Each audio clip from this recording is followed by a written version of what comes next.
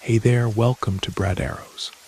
Tonight, we've got hours of chilling horror stories combined with soothing rain sounds to help you relax and sleep. Before you drift off, leave a comment below and let us know where you're listening from and what time it is. If these stories give you chills, don't forget to like, share, and subscribe.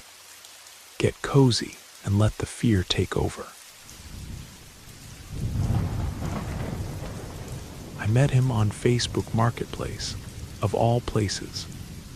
I know what you're thinking. What kind of person looks for dates there? But when you're 16 and can't get anyone at school to notice you, you get desperate. The guys at school were impossible. David supposedly had a girlfriend I never saw. Thomas said I wasn't his type, whatever that meant. And Peter just stopped talking to me completely after I asked him out. So one night, scrolling through endless listings of used furniture and electronics, I found something different.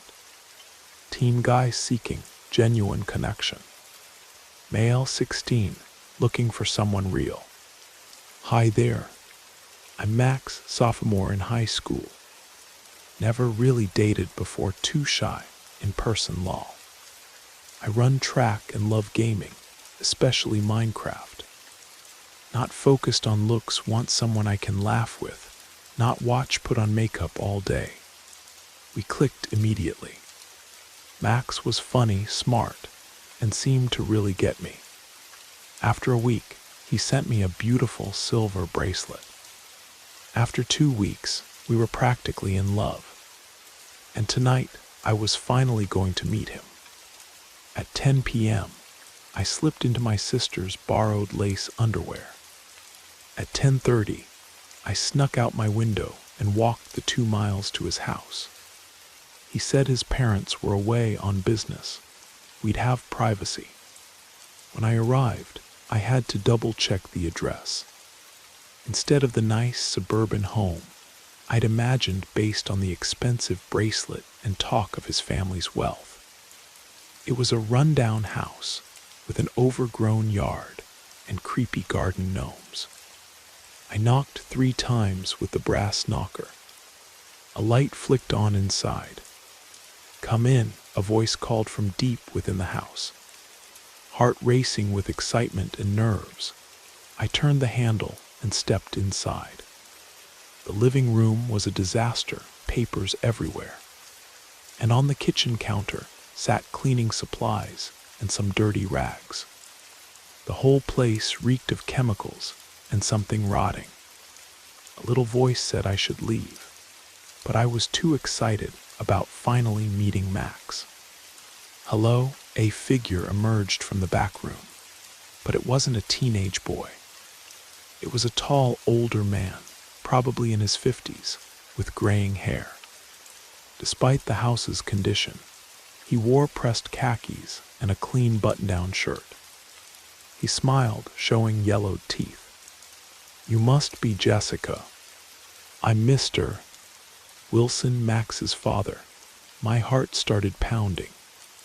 "But," Max said his parents were out of town. "Oh no, you must have gotten mixed up. He's waiting for you at the diner downtown. Wanted some privacy away from his old man. But I can give you a ride over." I think maybe I should. I started backing toward the door. "Come on, he's so excited to meet you." Fast, heavy footsteps. Strong arms grabbed me from behind. His face was inches from mine now, eyes wild. "Get off me," I screamed. "Help! Someone help!" I felt cold metal against my throat. "Make another sound and I'll kill you." He gagged me with one of the rags from the counter, then bound my wrists. He threw me over his shoulder like I weighed nothing. "Another pretty girl is meeting Max tonight," he whispered as he carried me toward the door. "I'm going to take you both to the old farmhouse on River Road. Then we're going to have some fun." He threw me in the trunk. Slam. Darkness. The car rumbled to life beneath me. Tears streamed down my face as I realized how stupid I'd been. I thought I'd found someone who actually liked me. Now I was going to die. Mom, Dad, everyone, I'm so sorry. And that other girl. If only I could warn her. The car turned sharply and stopped. I tried to scream through the gag, tried to make any noise I could. Maybe someone would hear. Slam. The driver's door. No, don't do it, run. Suddenly shouting. Hands in the air, the trunk popped open. A police officer stood there, gun drawn. We've got one in here, he yelled. By some miracle, the other girl had been an undercover officer. When they searched Wilson's house, they found 3 bodies in the basement. Girls just like me, young, desperate, lonely. The bracelet turned out to be $5 costume jewelry. I'm grounded basically forever now. But I'm alive. I'm in therapy, working through it all. There's even a guy in my class who seems interested in me. But don't worry, I'm never going to meet him at his house. This happened about a year ago. I was on Rainbow, a dating app primarily for LGBTQ+ folks, looking for either dates or new friendships. One day I received a message from a guy named Ryan. After checking out his profile pictures and bio, I decided to message him back. We started chatting, and he seemed genuinely nice, charismatic, funny, able to hold an engaging conversation, which is surprisingly rare on dating apps. After a few days of messaging, we exchanged numbers. He seemed decent enough, so I suggested meeting in person to see if we clicked as well in real life. He agreed enthusiastically, and we made plans. I would drive to his place, pick him up, and we'd grab coffee at my favorite local cafe. Around 6 p.m., I texted to say I was leaving. He responded with a sweet, "Can't wait to meet you." While driving to his house, I got a phone call from him. "Hey Ryan, what's up? Quick change of plans," he said, his voice different than I'd imagined. "I'm feeling tired. Would you mind if we just hung out at my place? We could watch some movies and order takeout." "That's not really what I had in mind," I explained carefully. "I prefer going out for first meetings." "Don't be such a buzzkill," he said, his tone sharp. "Just come over. I promise you won't regret it." Something felt wrong about how he spoke, more frantic and aggressive than his texting personality had suggested. But against my better judgment, I agreed. Maybe he was just tired or stressed from work. I pulled into his driveway, where he greeted me at the door. He matched his pictures, looking handsome in stylish glasses and dark hair. One of his roommates was playing video games in the living room. Trying to be polite, I introduced myself. While I was talking to the roommate, Ryan called me over to his bedroom. I excused myself and followed him inside. What I saw made my blood run cold. The room was like something from a horror movie. Candles burned everywhere, surrounding various altars. There were effigies of ancient-looking figures, animal bones, jars of murky liquids, and some kind of ritual dagger next to what looked like a cat's skull. I tried to stay calm, not wanting to judge someone's religious practices. But something felt deeply wrong. When I asked Ryan about the altars, he snapped that he'd explain later. His sudden shift in demeanor startled me. I pointed to one of the altars, curious despite my unease. His face contorted with rage. "Don't touch that," he snarled, making me jump. His voice had completely transformed. Then just as suddenly, he was smiling again, inviting me to sit and watch TV. The rapid personality change was deeply unsettling. His smile seemed genuine, which somehow made it worse. We talked for a while, and he became sweet and soft-spoken again, similar to how he'd been over text. I started to relax slightly, wondering if I'd overreacted. I suggested inviting his roommate to join us, wanting another person present. Ryan's demeanor instantly changed again. He started angrily ranting about his roommate, using language that made me increasingly uncomfortable. Then he switched topics abruptly, telling me how attractive I was while his hand crept onto my thigh. I needed a moment to think. "I'm going to get some water," I said, standing up. He slapped my backside hard. "Don't take too long." I left his room, hoping to talk to the roommate, but he was asleep on the couch. After getting water, I waited a few minutes, trying to figure out how to leave safely. When I returned, Ryan was sitting cross-legged on the floor with his eyes closed, muttering something under his breath. I called his name, but got no response. I called again, and he suddenly snapped back to normal, as if nothing had happened. We talked more, and he was completely ordinary again, unnervingly so. It was like sitting with different people who shared the same body.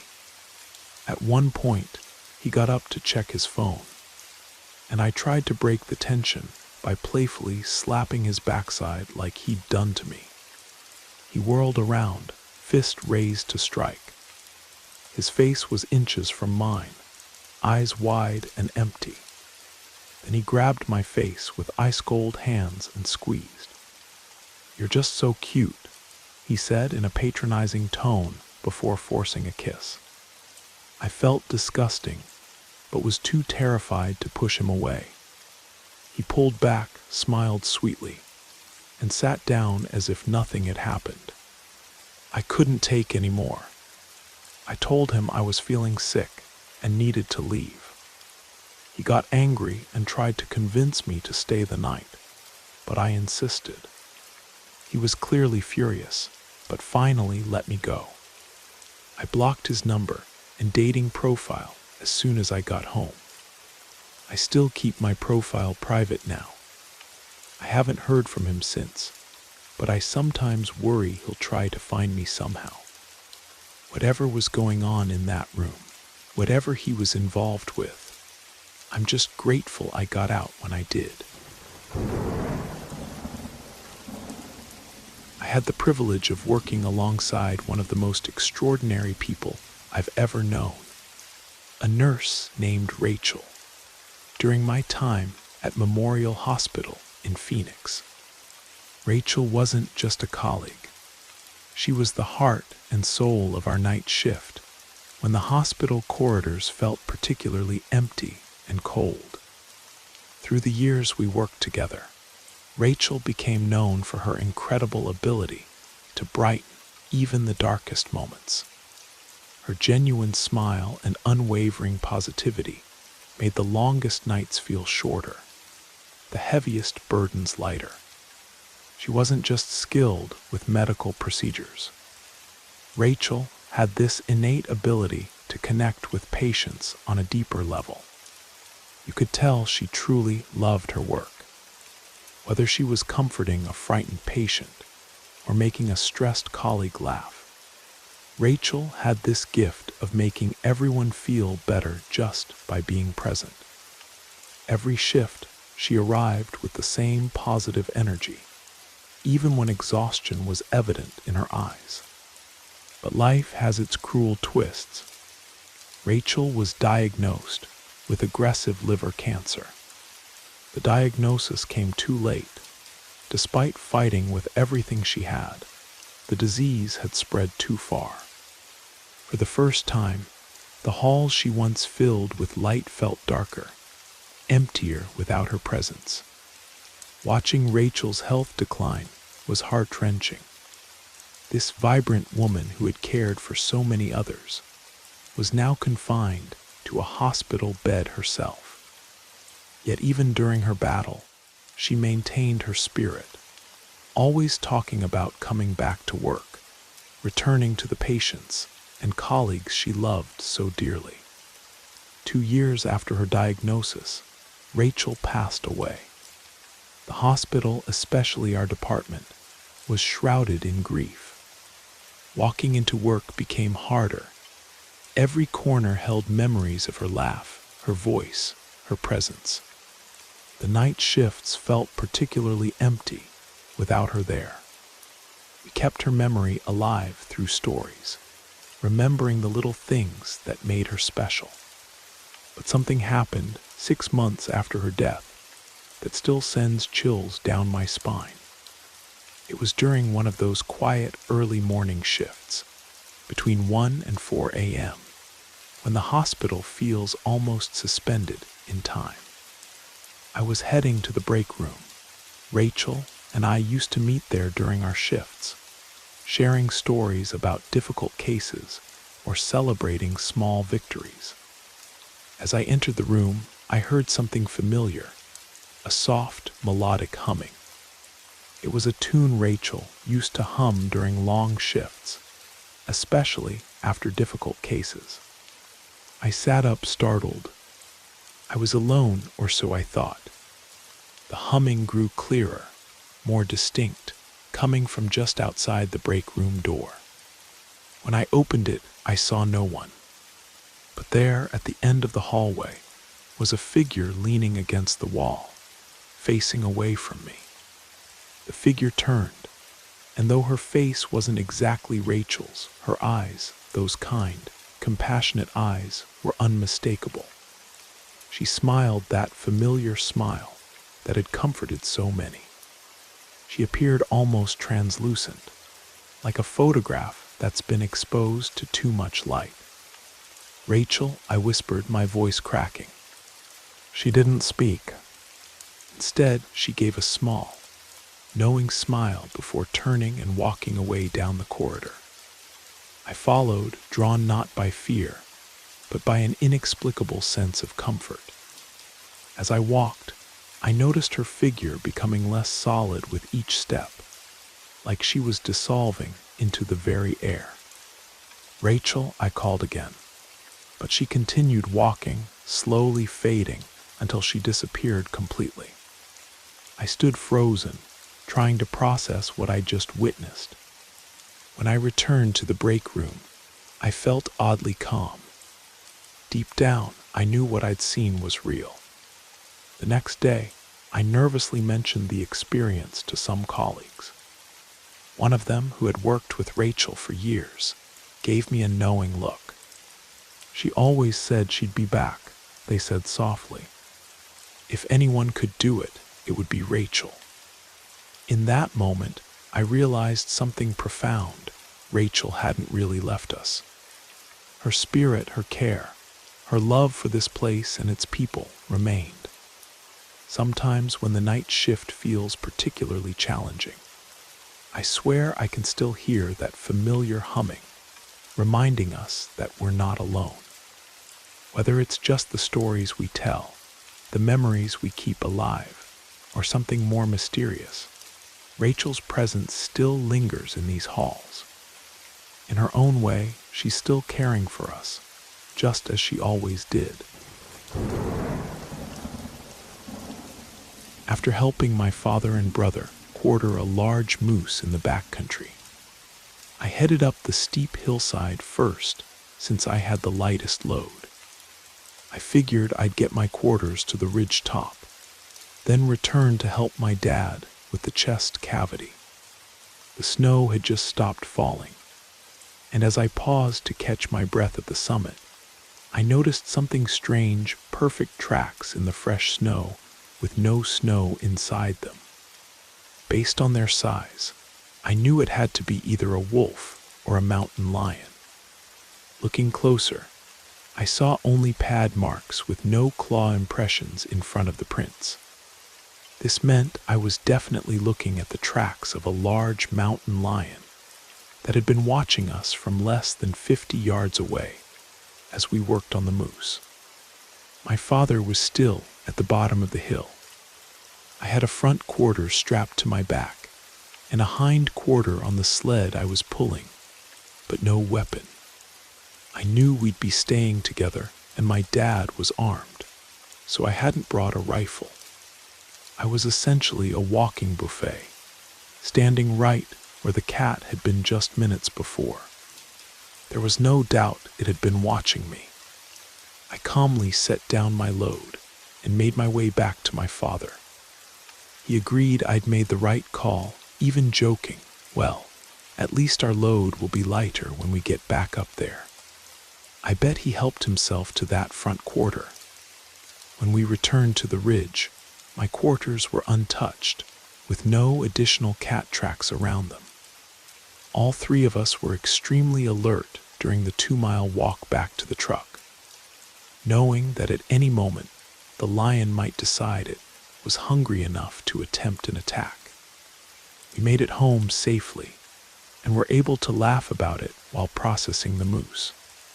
But the experience was a stark reminder of who the real apex predators are in the wilderness. I made the foolish decision to get gas at 11 p.m. one night because I hadn't made time before work. As I pulled into the gas station, there were a few cars at the pumps, which made me feel slightly safer about stopping. I was wrong. I went inside to pay the clerk with cash, and as I walked to the pump to fuel up, most of the cars were leaving except for one pickup truck parked 2 pumps away. I got in my car to wait while the tank filled, scrolling through my phone to pass the time. Suddenly, I noticed a man walking suspiciously around the front of my car. I glanced up briefly and accidentally made eye contact. Mistake. He immediately approached, asking if I had any spare change for gas. I shook my head no. "That's cool," he said, fidgeting. "Hey, want me to remove your gas pump for you?" "No thanks, I'm good," I replied firmly. My tank was full and he knew it. He walked behind my car, out of sight. I tried not to obviously look for him in my mirrors, not wanting to show my growing fear. I was trapped. I couldn't leave my car with the pump still in it, and I couldn't see where he was. 5 long minutes passed with no other customers pulling in. Finally, I saw him walk toward his truck, but he just circled it without getting in. The moment his back was turned, I quickly removed the pump. He noticed and rushed toward me. "Hey, you're really beautiful," he said, still approaching. I nodded curtly while trying to quickly secure my gas cap. Then he said something that made my blood run cold. "I don't look like a serial killer, do I?" His eyes had a predatory gleam that made my skin crawl.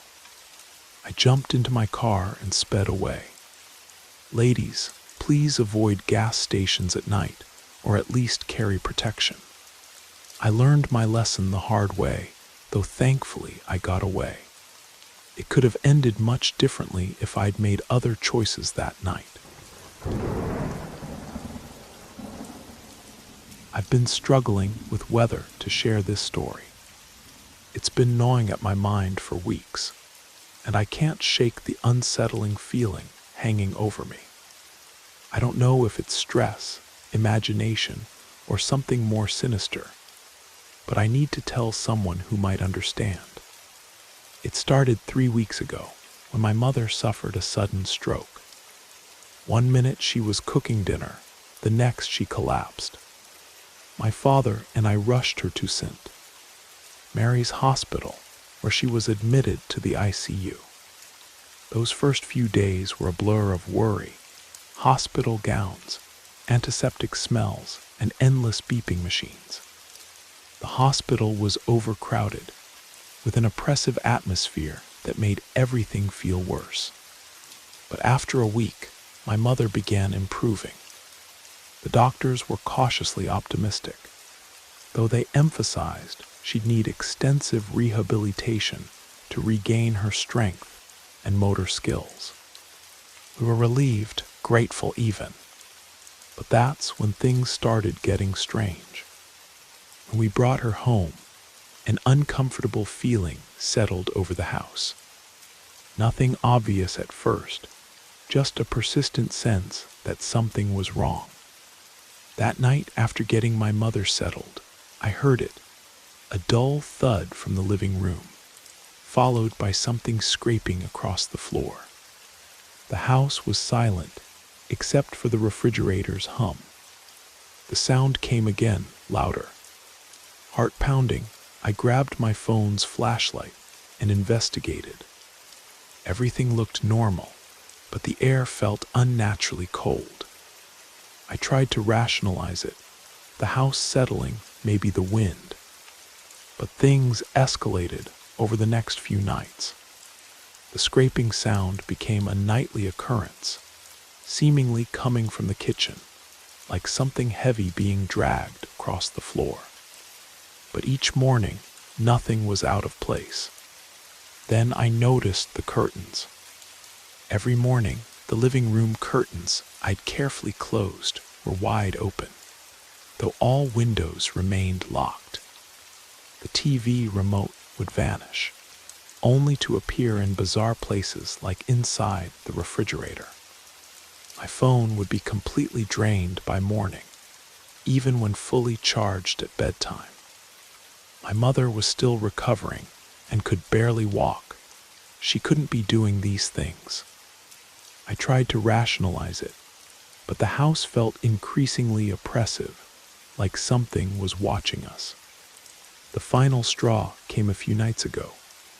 After checking on my mother, I heard that creaking sound again, closer now, like footsteps dragging something heavy down the hallway. I investigated but found nothing. The house felt ice cold. My thoughts returned to the hospital. Those long hours by my mother's bed, the clinical atmosphere, the constant beeping.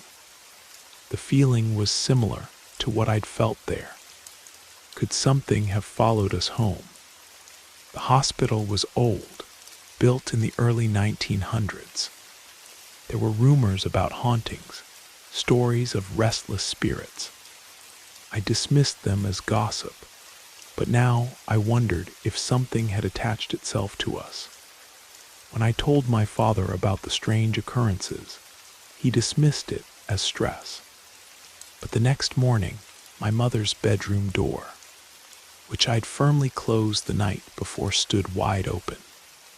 Neither of us had opened it.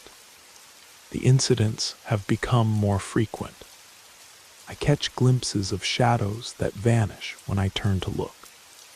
The creaking floorboards are now accompanied by muffled whispers just beyond the walls. Voices I can't quite make out. My mother is recovering, thankfully. But this presence, whatever it is, has made our once comfortable home feel foreign and threatening. I've considered seeking help, but who do you turn to for something like this? A priest? A medium? Have any of you experienced anything similar? Could something really have followed us home from that old hospital? If so, what do I do? I spent 5 years working as a night shift supervisor at Harbor View Medical Center in Seattle. The hours were long, the work intense, and we saw everything from miraculous recoveries to devastating losses. But nothing prepared me for the inexplicable events involving the hospital's PA system. The hospital was built in the 1960s, a sprawling complex that had undergone numerous renovations, but still retained that institutional feel. Fluorescent lights buzzed overhead, and the air always carried that distinct mixture of disinfectant and medical-grade cleaner. As night supervisor, I was responsible for keeping everything running smoothly, particularly in the quieter wings. We had a small security team, and we handled everything from patient issues to emergency coordination. Most of our time was spent making rounds through the dimly lit corridors, ensuring everything was in order. It happened around 11:30 p.m. on a typical Thursday when the PA system suddenly activated. At first, I thought nothing of it. Equipment occasionally malfunctioned. But then I heard something strange.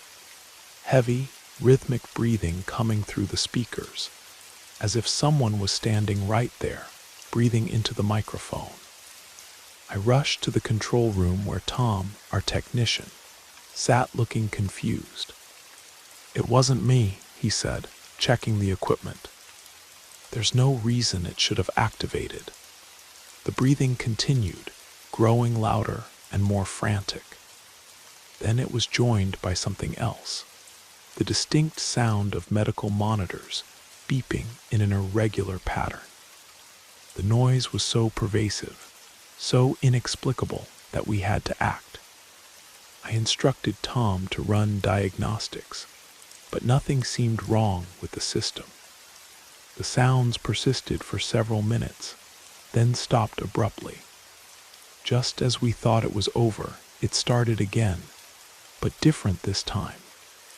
Through the static, we heard what sounded like a child's voice, not clear words, just soft whispers.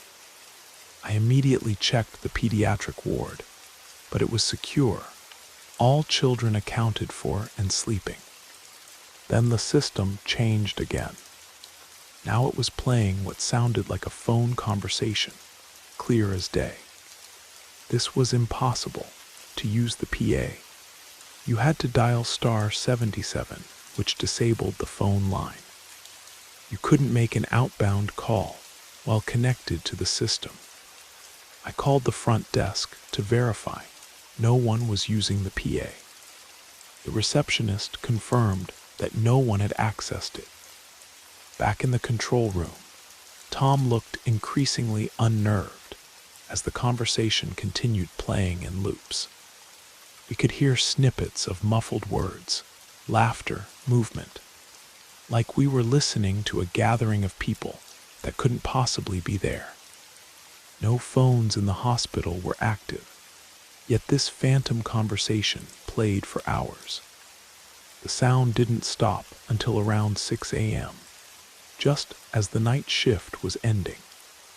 Patients were furious, unable to sleep with the constant noise.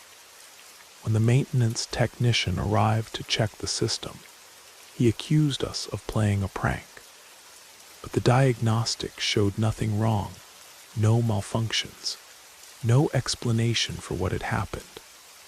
To this day, no one knows what caused it. The technical team found nothing unusual, and the rest of the staff were equally baffled.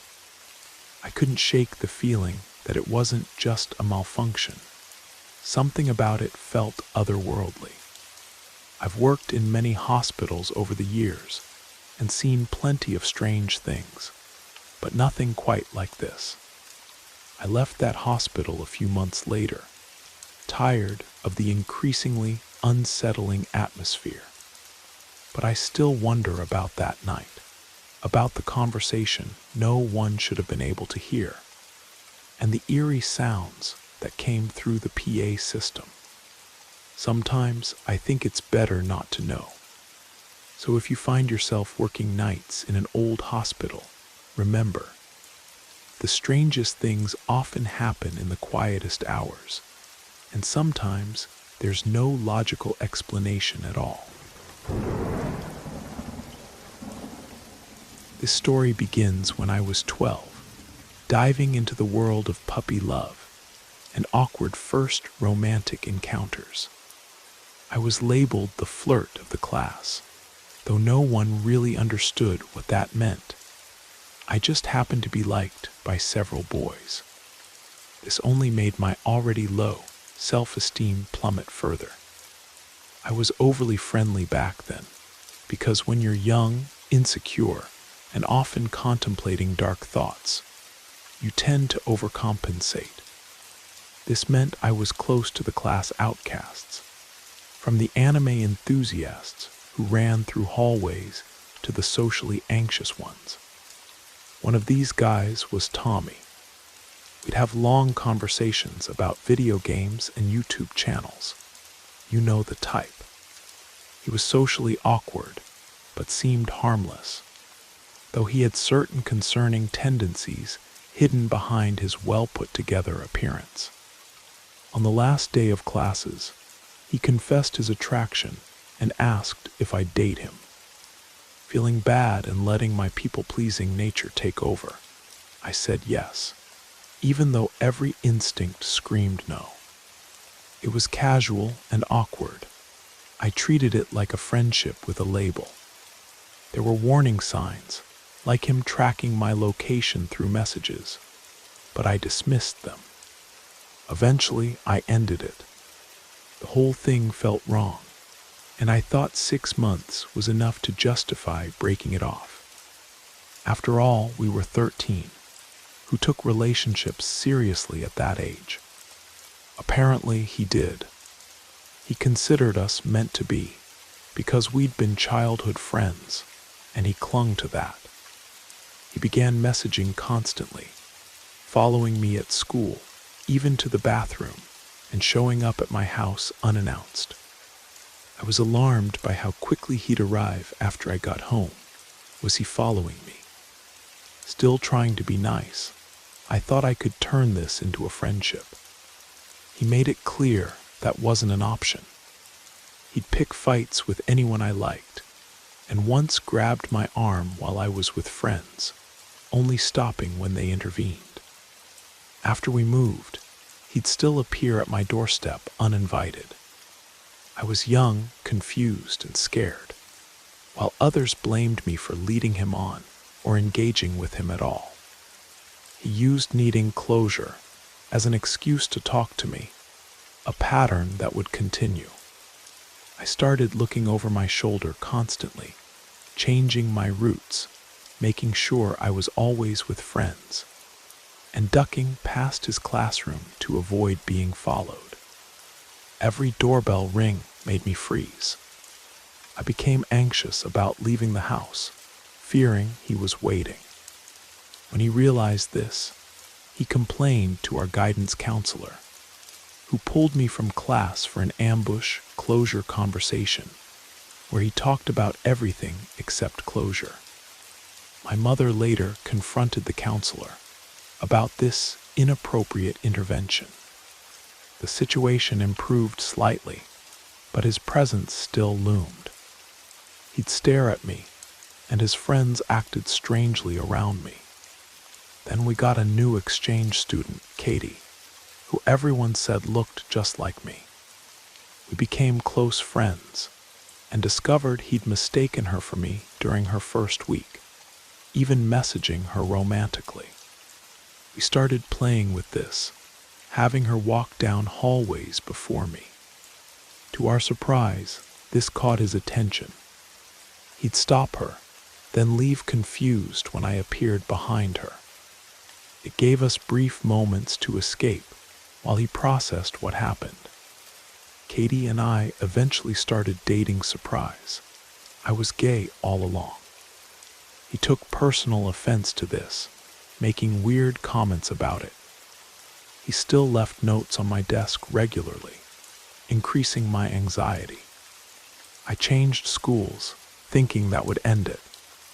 It mostly did, limiting our contact, though during one inter-school sports event, I refused to leave my classroom all week because his team was visiting. At one point, he blocked me, got a girlfriend, and I thought it was finally over. Years later, he messaged me on Twitter, asking for closure again. He bragged about his happy relationship with a girl who, creepily, looked remarkably similar to me. 5 years later, I'm still terrified of walking alone, constantly checking over my shoulder and falling into paranoia. I'm happy now, but I don't think I'll ever lose that anxiety he instilled in me. This happened in Canada, where I was living in a one-bedroom townhouse. I met a guy on an online dating site who seemed perfect, attractive, successful, nice teeth, don't judge. And he appeared to care about his health. These were all qualities I typically look for in a partner. After chatting online for a week, we agreed to meet. We chose a restaurant downtown, far from where I lived. When I arrived, I saw him waiting by the door. We had dinner, and the evening went great. As I drove away, I realized he was following me. Because of the distance to my house, I wasn't immediately alarmed. Maybe he'd turn off the highway. He didn't. My exit was approaching, and I decided not to take it. I circled the entire city on the highway, with him right behind me. Starting to panic, I decided to go to my friend's house instead. When I took the exit, I noticed he continued straight. Feeling relieved but still shaken, I thought maybe I was being paranoid. I decided to just go home.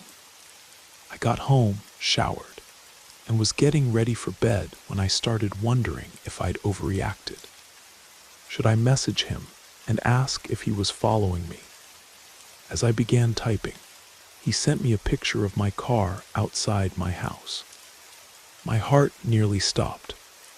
He texted, "I didn't know you lived across the street from me." I'd met my neighbors. He wasn't one of them. There's a large apartment complex opposite my townhouse, so maybe that's where he lived. I looked outside and there he was, just standing there waiting. He asked if he could come in and hang out. I said I was too tired. The next morning, I discovered my windshield smashed, car keyed, and back tires slashed. As I was surveying the damage, he appeared with 2 coffees, saying he thought he'd surprise me with breakfast. Something in my gut screamed not to get in his car when he offered a ride. I called my boss to explain I'd be late due to vandalism and was waiting for police. This guy hung around the whole time, acting increasingly suspicious. When police arrived, he hid behind his car. They took my report and started to leave. But then I heard sirens and freeze. Hands up, the man was on the ground being arrested. Later, the officer explained he was wanted for stalking, probation violation, assault with a deadly weapon, fraud, and sexual assault. A week later, guess who was sitting in my driveway? In Canada, you're often released on conditions until your court date. I told him I was late for work, but would call him later. Instead, I never went to work that day. I found a new apartment in another part of the city, changed my phone number, and hired my friend's husband and his friends to move my belongings. First to their place for a month, then to my new place. I was too scared he'd follow the movers. That's my horror story for my first try at online dating. I'm a resident of Ohio, about 30 minutes outside of Columbus. This is a true story, and I'll try my best to provide specific details about what happened between June and September of 2022. My friends James and Mike were fishing at River Park when they invited me and my friend David to join them around 8:30 p.m. Neither of us were particularly into fishing, but we went to hang out since we all got along well. When we arrived, they mentioned casually, almost jokingly, that they'd heard strange movements around them. Mike said something like, "Don't worry, Alex. I'll take it on with my bare hands." Mike was always making cocky remarks like that. We brushed it off and spent time around the campfire. Around 10 p.m., we were ready to leave due to the darkness and poor fishing. Before heading back, I suggested walking to the lake at the end of the trail to see it before going home. Everyone agreed. While they packed up, I walked ahead about 300 feet down the trail. Suddenly, I saw something huge and white move from the right side of the path to the left, quite far ahead. It terrified me, but I had no flashlight. I told myself it was probably just a deer, and that I was being paranoid. I returned to the group without mentioning it, not wanting to seem scared since I was 2 years younger than James and Mike. After they finished packing, we all started walking. Someone had a flashlight and shone it down the trail. That's when we all saw it. The creature walked on all fours, but its joints moved unnaturally. It had no fur, only pale skin stretched tight over its frame. You could see its spine protruding, like someone severely malnourished. It had a short neck and an unrecognizable face. It moved incredibly fast from one side to the other and emanated an evil presence. Later, when I called Mike to describe what we'd seen, his only difference was that he remembered it standing on 2 legs and being slightly taller. James recalled it walking on 4 legs, but rising up on its back too, using its front legs like arms. He said it was long and had no proper feet, just stumps. The skin looked painfully stretched over its bones, like wearing a shirt several sizes too small. After we saw it, we stood frozen in fear. "We all saw that, right?" I asked. Everyone confirmed. David was behind us and only caught a glimpse of white, but agreed something had crossed the trail. We immediately turned back toward the cars. James and I kept looking behind us, while Mike and David led the way. Once we reached the clearing, James swore he saw it again, watching us leave. He said it must have paralleled our path through the woods, keeping pace about 30 feet away. I remember getting into my car terrified. We initially thought it might have been a skinwalker, but now I'm not so sure. We all firmly believe what we saw was real. I live just 6 or 7 minutes from where this happened, and I'm terrified I'll see it again someday. I was walking from my boyfriend's house last night just after midnight. I've known him for 6 years, so I go there all the time and never felt anything strange before. His estate is bordered by woods on one side, with a few houses scattered around. The path I take home overlooks a hill, and the whole walk usually takes about 5 minutes. As I was walking, fumbling through my pockets for my earbuds, a sudden feeling of dread overwhelmed me. This came out of nowhere and caught me completely off guard. I was paralyzed with fear and considered calling him to come get me, but I couldn't force myself to wait or make any noise. I don't know what I thought was going to happen, but tears started coming and I began running. As I approached a clearing, the air felt thick and unnaturally quiet. Everything just felt wrong. I've walked this same path for 6 years and never experienced anything like this. To clarify, we're in Scotland, in a relatively safe city with no large animals or predators in the area.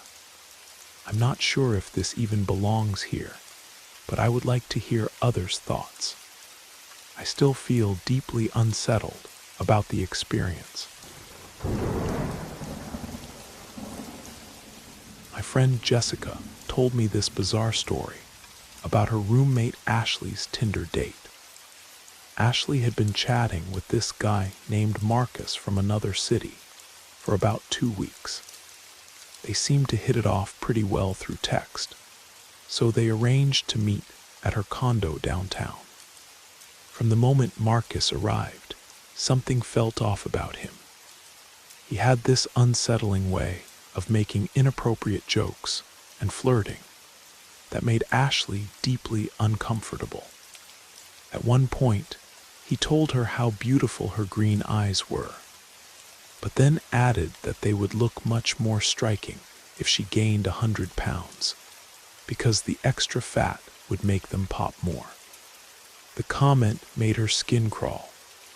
When it was time for him to leave, Marcus kept stalling and asking to stay longer. Ashley firmly declined, and he finally left around 11.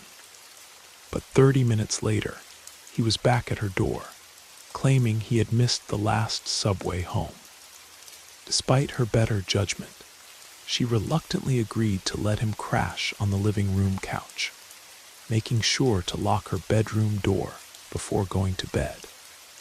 In the middle of the night, Ashley woke to strange sounds, footsteps, and rustling coming from outside her room. Then came Marcus's voice, calling through the door that he needed help with something. Every instinct screamed at her not to open it. She lay perfectly still, barely breathing, until the noises eventually stopped.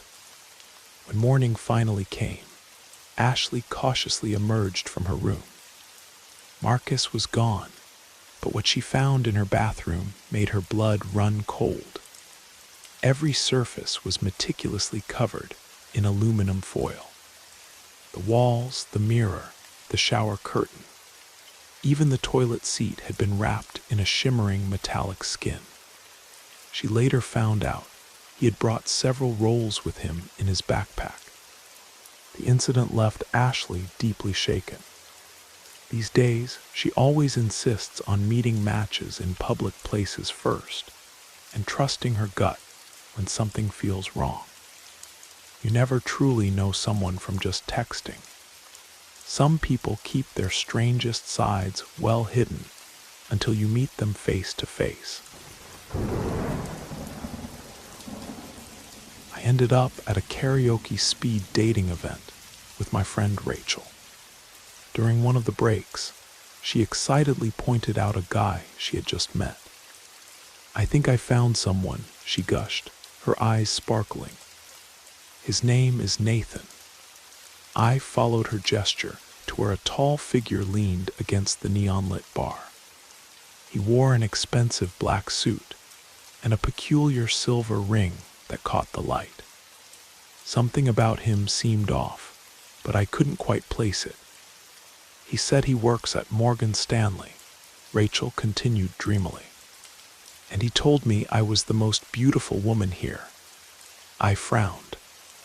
That guy, in the suit, the man I saw looked nothing like a banker, more like someone trying too hard to look like one. The event coordinator rang the bell, signaling the next round. As I made my way back to my table, I realized with a start that Nathan was now sitting across from me. Up close, his appearance was even more disconcerting. "Hello," he said, his voice carrying an odd echo. "I like to ride at night under the full moon, with just the wind and stars above." His smile grew unnaturally wide. "You know, you're the first woman who appreciates honesty." My heart nearly stopped when he leaned in close and whispered, "Want to know what I really do for fun? I find them and then I kill them all." The bell rang again. He stood up smoothly, still wearing that terrible smile, and disappeared into the crowd. Panicked, I ran to find Rachel, but her seat was empty. When I reported it to the police, every woman at the event described Nathan differently, as their perfect type, but none of the men had seen him at all.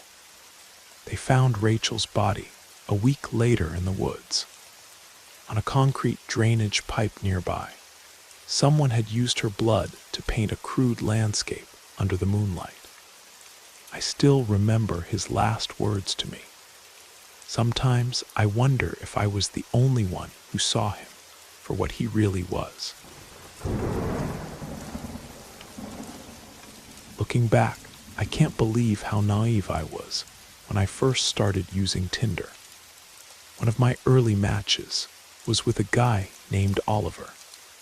We spent about a week messaging back and forth about video games, anime, and life in general.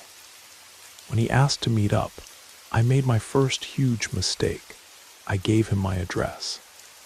The next morning, I spent hours getting ready for my first real Tinder date. Thank goodness my roommate Emma was home with me that day. About 30 minutes before Oliver was supposed to arrive, we watched two beat-up pickup trucks pull up outside our apartment building. 3 rough-looking men in their 40s got out and headed toward our door. Our building had secure entry, so Emma and I didn't think much of it until we heard aggressive pounding on the main door. Being young and naive, I opened it to ask who they were looking for. The man in the middle, wearing a stained trucker cap, broke into a yellow-toothed grin. "We're here for Katie." My blood ran cold, that was my name. "You look just like your pictures," he added, looking me up and down in a way that made my skin crawl. "Where's Oliver?" I demanded, trying to keep my voice steady. "Oh, he's waiting in the truck," the man replied, pointing to a vehicle partially hidden behind a tree. "We're his friends, just here to pick you up." When I insisted Oliver come get me himself, the guy on the right stepped forward. "How about you come have some fun with me instead?" he leered. I tried to slam the door, but he wedged his boot in the frame.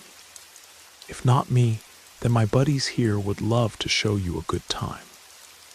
Emma yanked me back inside just as they started to force their way in. We locked the door and called the police while they pounded and shouted threats. Through the window, we watched them finally return to their trucks and drive away. The second vehicle was empty. There never was any Oliver. Hours later, I got a message. "Sorry, my friends took my phone as a prank. I'm really a nice guy, let's meet for real." I blocked him instantly and deleted my account. The police couldn't do anything since we didn't get their names or license plates. I'll never know what those men really had planned for me that day, but I'm certain it would have ended very differently if Emma hadn't been there. When I met Thomas on Matchcom, I was actually relieved to learn he was a widower. At 37, most men I met were divorced with complicated baggage, gambling problems, affairs, or just terrible hygiene. But Thomas was different. His wife hadn't left him. She had passed away from cancer. Nothing had gone wrong in their marriage. After just a few dates, I knew he was special. His warm brown eyes, his infectious laugh, the way he asked about my day and held me close on cold evenings. Of course, nobody's perfect, which brings me to the wig. He brought it out 3 months after our wedding. "Would you consider wearing this sometimes?" he asked with an awkward smile. I couldn't help but laugh at first. It was such a typical platinum blonde style, perfectly styled with long layers that curled at the ends. My own hair was dark brown, but I wasn't bothered by his request. At my age, I was secure enough to know that people have their fantasies. "Sure, why not?" I replied playfully. "Want me to wear it tonight?" When I reached out to touch it, Thomas jerked it away. "Please don't, it's very expensive. The oils from your hands could damage it." That annoyed me, but I let it go. The wig felt oddly heavy when I put it on, and it had a peculiar floral scent, like someone had doused it in perfume.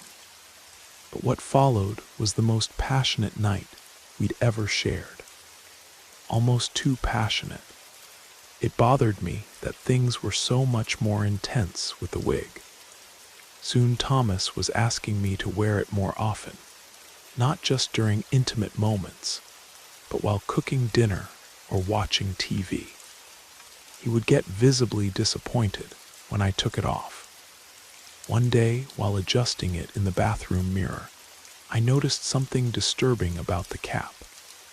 It wasn't the typical mesh and elastic of a wig.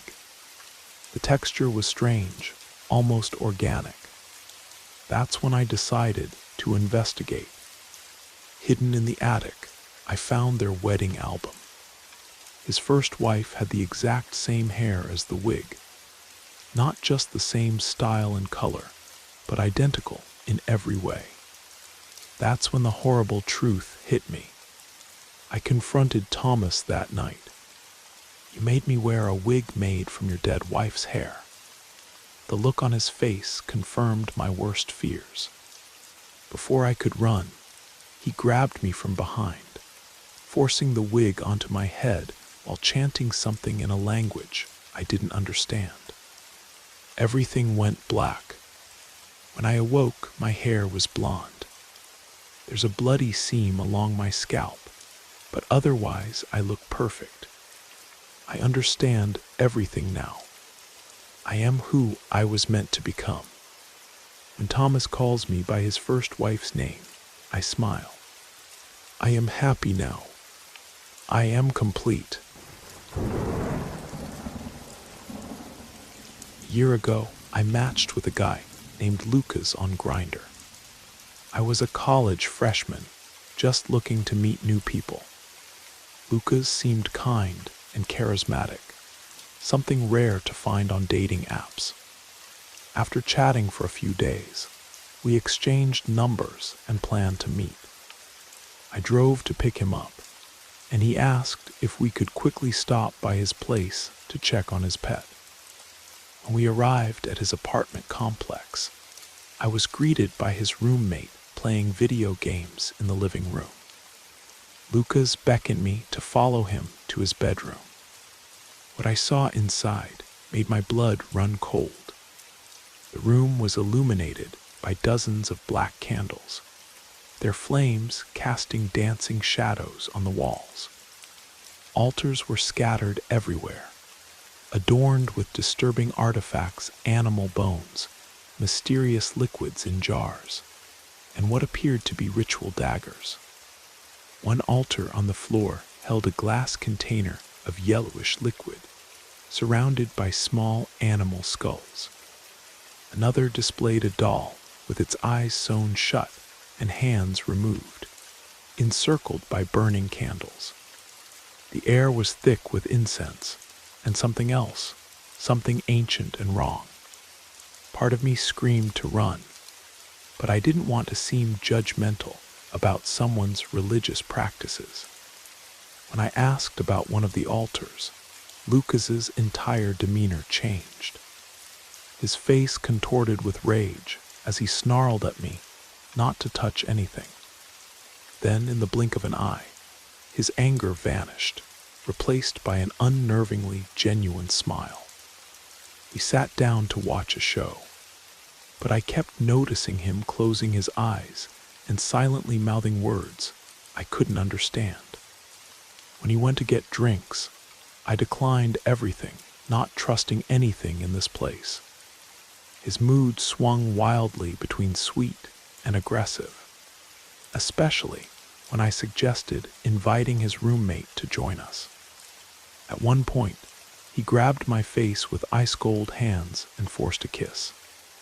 I was paralyzed with fear, knowing I was alone with someone deeply unstable in a room full of occult objects.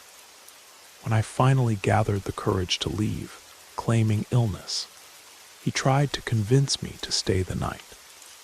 I managed to get to my car, shaking and sweating, I blocked him everywhere, but sometimes I still worry that he put some kind of curse on me during those terrifying hours in his candle-lit room of horrors.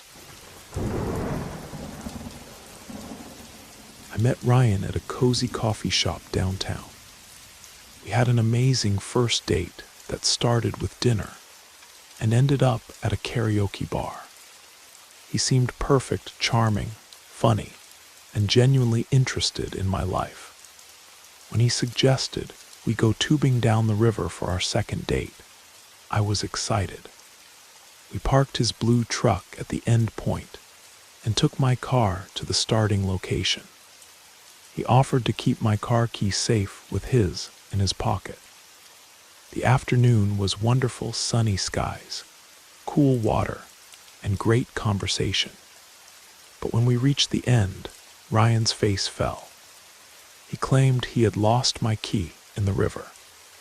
After searching for hours the next day, we miraculously found it at our last swimming spot. To celebrate, he invited me back to his place, a small trailer at the end of a wooded drive. He said he was just renting a room from an elderly couple who were away on vacation. The inside was disturbing, every surface covered in garbage and filth. His room wasn't much better, just a mattress on the floor and some storage bins. Something about the situation felt very wrong, but I tried to ignore my instincts. Later that week, I planned a night out with friends at our usual karaoke spot. Ryan texted asking if I would be there, saying he was bringing a date. I assured him it wouldn't be awkward, but all night I caught him staring at me intensely. He kept coming to our table, touching my leg under the table while his date was right there. When his date left in a taxi, his entire demeanor changed. He became aggressive and moody, insisting on walking us home despite our refusals. My friends and I enacted our backup plan. The girls would slip out the back while our male friend distracted him. But Ryan followed me home. I saw his truck parked outside my house at 2 in the morning. He called repeatedly, leaving increasingly threatening voicemails. "Where are you? I know you're in there. Why don't you come out and say goodnight?" I called the police. They arrested him for drunk driving, but warned me he'd be out the next day. Later, I discovered he had been following me for weeks, learning my routines. The lost key, the river search, the trailer. It was all an elaborate plan to isolate me. Months later, I still see him sometimes, riding his bike since he lost his license. I'm always looking over my shoulder, wondering if tonight will be the night he decides to do more than just watch. When I was 17, I was desperately insecure. My self-esteem was so low that any attention from guys felt like validation. That's how I ended up talking to James, a 19-year-old college soccer player I met on a dating app.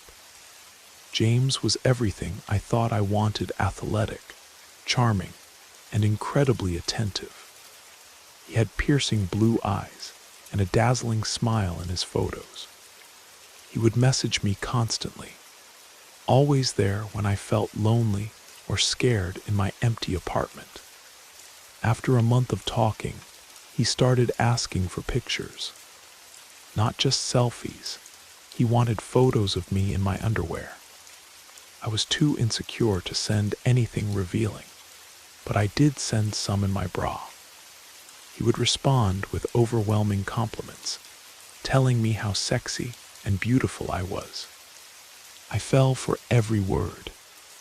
My best friend Lucia, an exchange student from Italy, was the first to question things.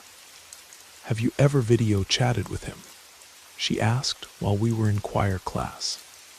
When I said no, she got very concerned. Something isn't right. He's too perfect.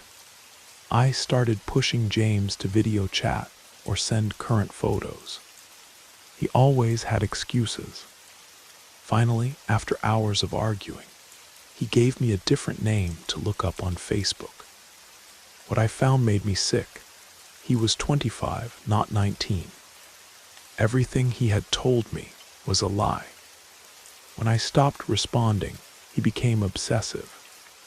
He would call and text constantly, alternating between begging and threatening. He had saved all my photos and threatened to send them to my family and friends on social media. Out of fear, I started talking to him again, trying to slowly distance myself. As my 18th birthday approached, he said he was coming to visit. The morning of our planned meeting, he texted that he was waiting outside my school. Terrified, I confided in an old male friend who promised to follow me home. James kept texting, "Where are you?" "I'm here." I went straight to my car, my friend's truck close behind. When I got home, I turned off my phone. Later, I unleashed all my anger in texts, telling him how pathetic he was for preying on teenage girls. Surprisingly, my words seemed to affect him. He apologized and promised to leave me alone. But even now, 5 years later, his name sometimes appears in my social media requests. He's still out there, probably looking for his next vulnerable target. The experience taught me a valuable lesson about trust and online safety. These predators know exactly how to manipulate young girls' insecurities. I'm just grateful I had friends who helped me see the truth before it was too late. This is a story about my father's ex-girlfriend, Anna. My dad seems to attract unstable women. Every relationship he's had, except his current one, has been with someone abusive, both mentally and physically. This includes my mother, but this story is about his last girlfriend, who went from stalking him to stalking me, my husband, and our daughter. They met at a New Year's party. Dad had just ended another toxic relationship, and Anna seemed different. She claimed she too had escaped an abusive relationship. They dated for several months, but she never let him visit her home. Everything unraveled when he received a call from a man claiming to be Anna's husband. At first, Dad thought it was her alleged abusive ex trying to control her. But as he dug deeper, talking even to Anna's parents, he discovered she wasn't separated or divorced. She was very much married. As far as her family knew, she was happily married, and my dad was just a friend, if they knew about him at all. When he broke it off, she completely lost it. She would show up at his workplace, call in the middle of the night, and send hundreds of texts daily. Dad moved states twice and changed his number several times, but she always found him. Then she found my number and started terrorizing me too. After I had my daughter, Anna really ramped up her harassment. She would send presents addressed to her granddaughter, constantly demand updates, and try to insert herself into our lives. I never responded, and either returned unopened packages or donated items she sent directly from stores. Things reached a breaking point when she showed up at Dad's house while he was at work, bringing him a casserole because she noticed he was losing weight. He told his roommate to throw it away, fearing it might be poisoned since he had just filed for a restraining order. That same night, she appeared at my apartment while my husband worked overnight. It was past 1 a.m. when she started pounding on my door. She left banana bread on my doorstep, which we immediately disposed of. The next night, while my toddler was safely at my aunt's house, she returned. She kept texting me while banging on the door, demanding to see her grandbaby. When I called the police, she fled into the nearby park. Dad's restraining order was granted, and we moved across the state. But she still texts me occasionally, asking about Dad or my daughter. I save every message, knowing I might need my own restraining order someday. The scariest part is how she maintains this sweet, concerned grandmother facade while engaging in such disturbing behavior. It's been 3 years, and she still won't let go. I met Alex at my local gym 3 years ago. I was 25 and recently single after leaving my abusive husband, with whom I had a young child. Those first few months of freedom were both liberating and terrifying. I had a new home, a new job, and was slowly healing. But the weekends without my child were painfully lonely.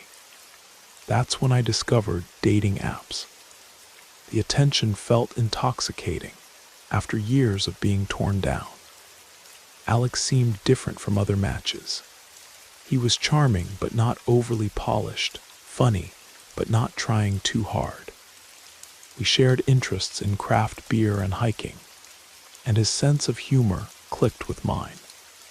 Our first date was at a local restaurant. I was so nervous, my first date in 8 years.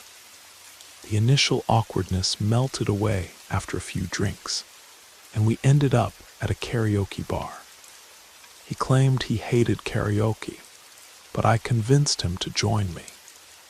We sang, laughed, took shots, and ended the night making out in his truck.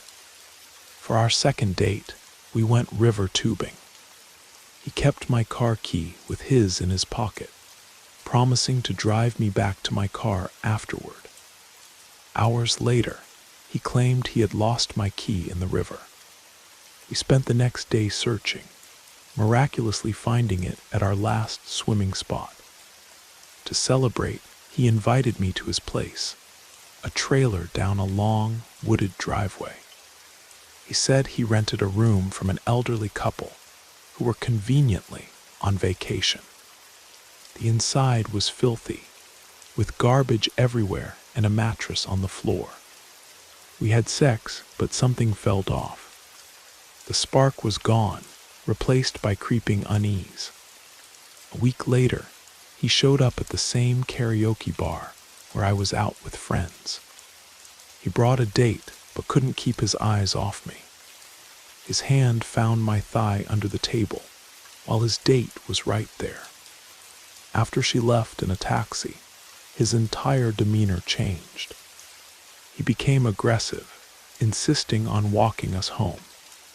My friends helped me escape through the back door, but at 2 a.m, I found his truck parked outside my house. His voicemails became increasingly threatening. "I love you so much" turned into "I'm really starting to hate you." When I peeked through my curtains, I saw him sitting in his truck, staring at my house with cold rage. His final voicemail chilled me to the bone. In a sing-song voice, he whispered, "Where are you?" The police arrested him for drunk driving that night, but warned me he'd be out tomorrow. Looking back, I realized every coincidence was planned. The lost key, the river search, the trailer, all designed to isolate me. Months later, I would see him biking around town, having lost his license. I was always on edge, wondering if tonight would be the night he decided to do more than watch. I later learned he moved to another state, but sometimes I still check my rearview mirror, half expecting to see his truck following me home. I had several customers ask me out when I worked at the coffee shop after high school, but I always declined. However, Anthony was different. He ordered a strawberry frap and chatted with me while I made it.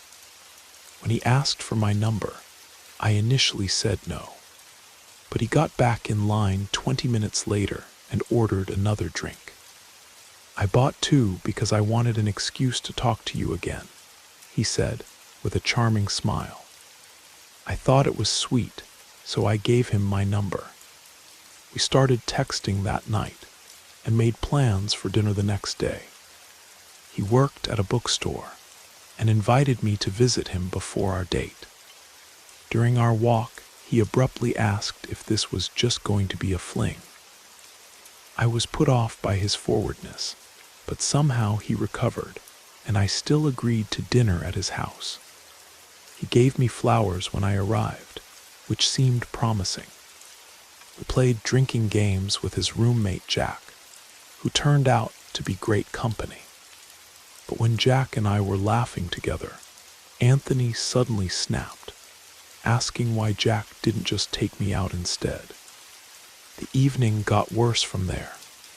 The most memorable moment was Anthony telling me how his father had tried to kill his mother with a knife. Thankfully, my younger brother Mike called needing a ride home from a party. When I went to pick him up, Anthony insisted on coming along. While I was chatting with friends at the party, Mike pulled me aside. He told me he had accidentally bumped into Anthony, who responded by saying, "Your sister and I were having a great time until you ruined our night. Bump into me again and I'll break your arm." I was horrified, but still had to drive this psycho back to his apartment. He tried repeatedly to convince me to come inside, but I firmly refused. The next day he texted about the flowers I had forgotten. I confronted him about threatening my brother.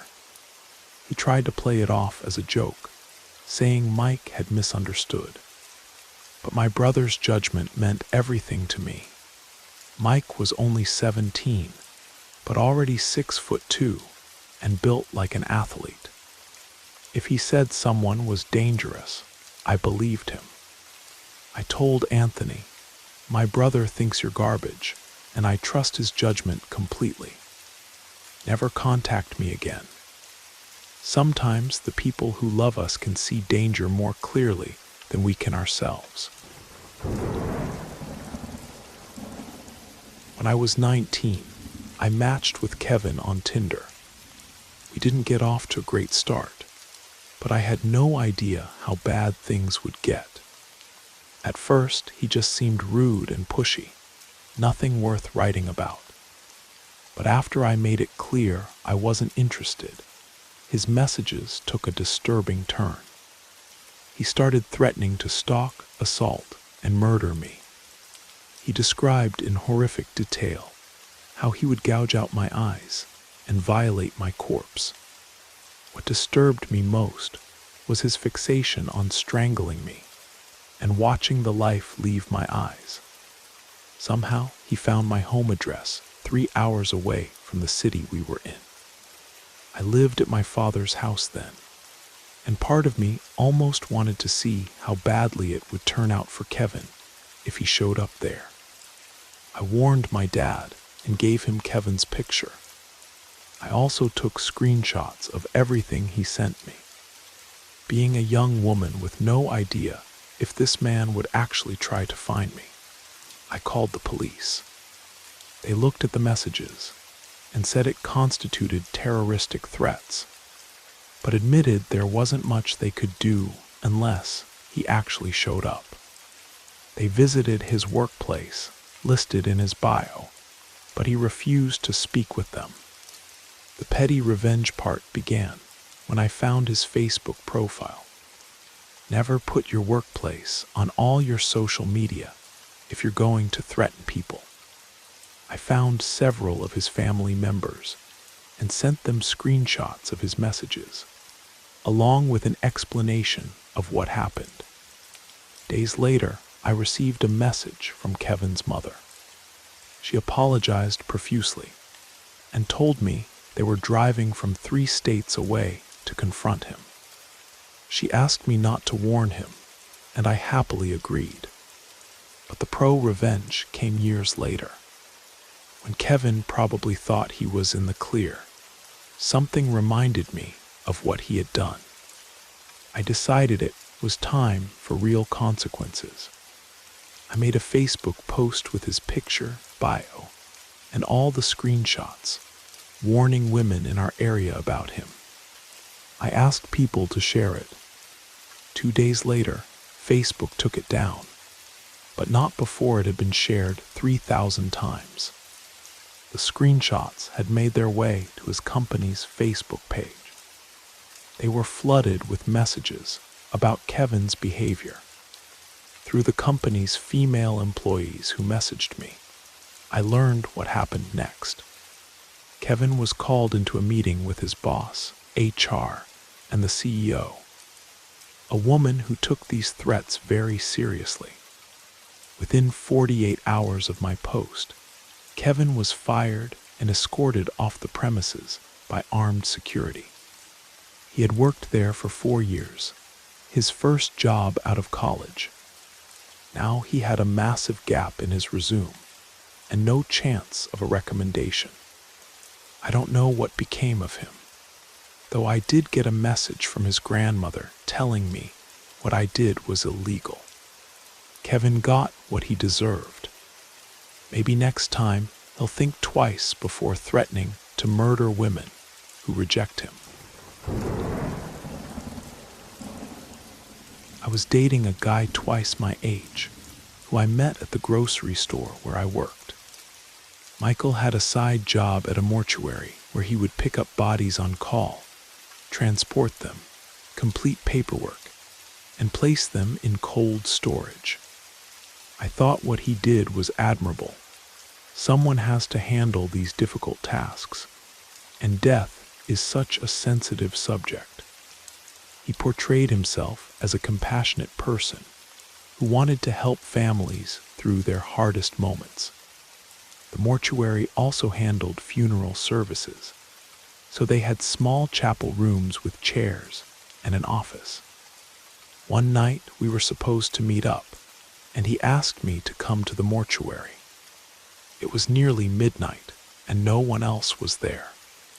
I assumed we'd meet and leave for food or talk in his car like usual.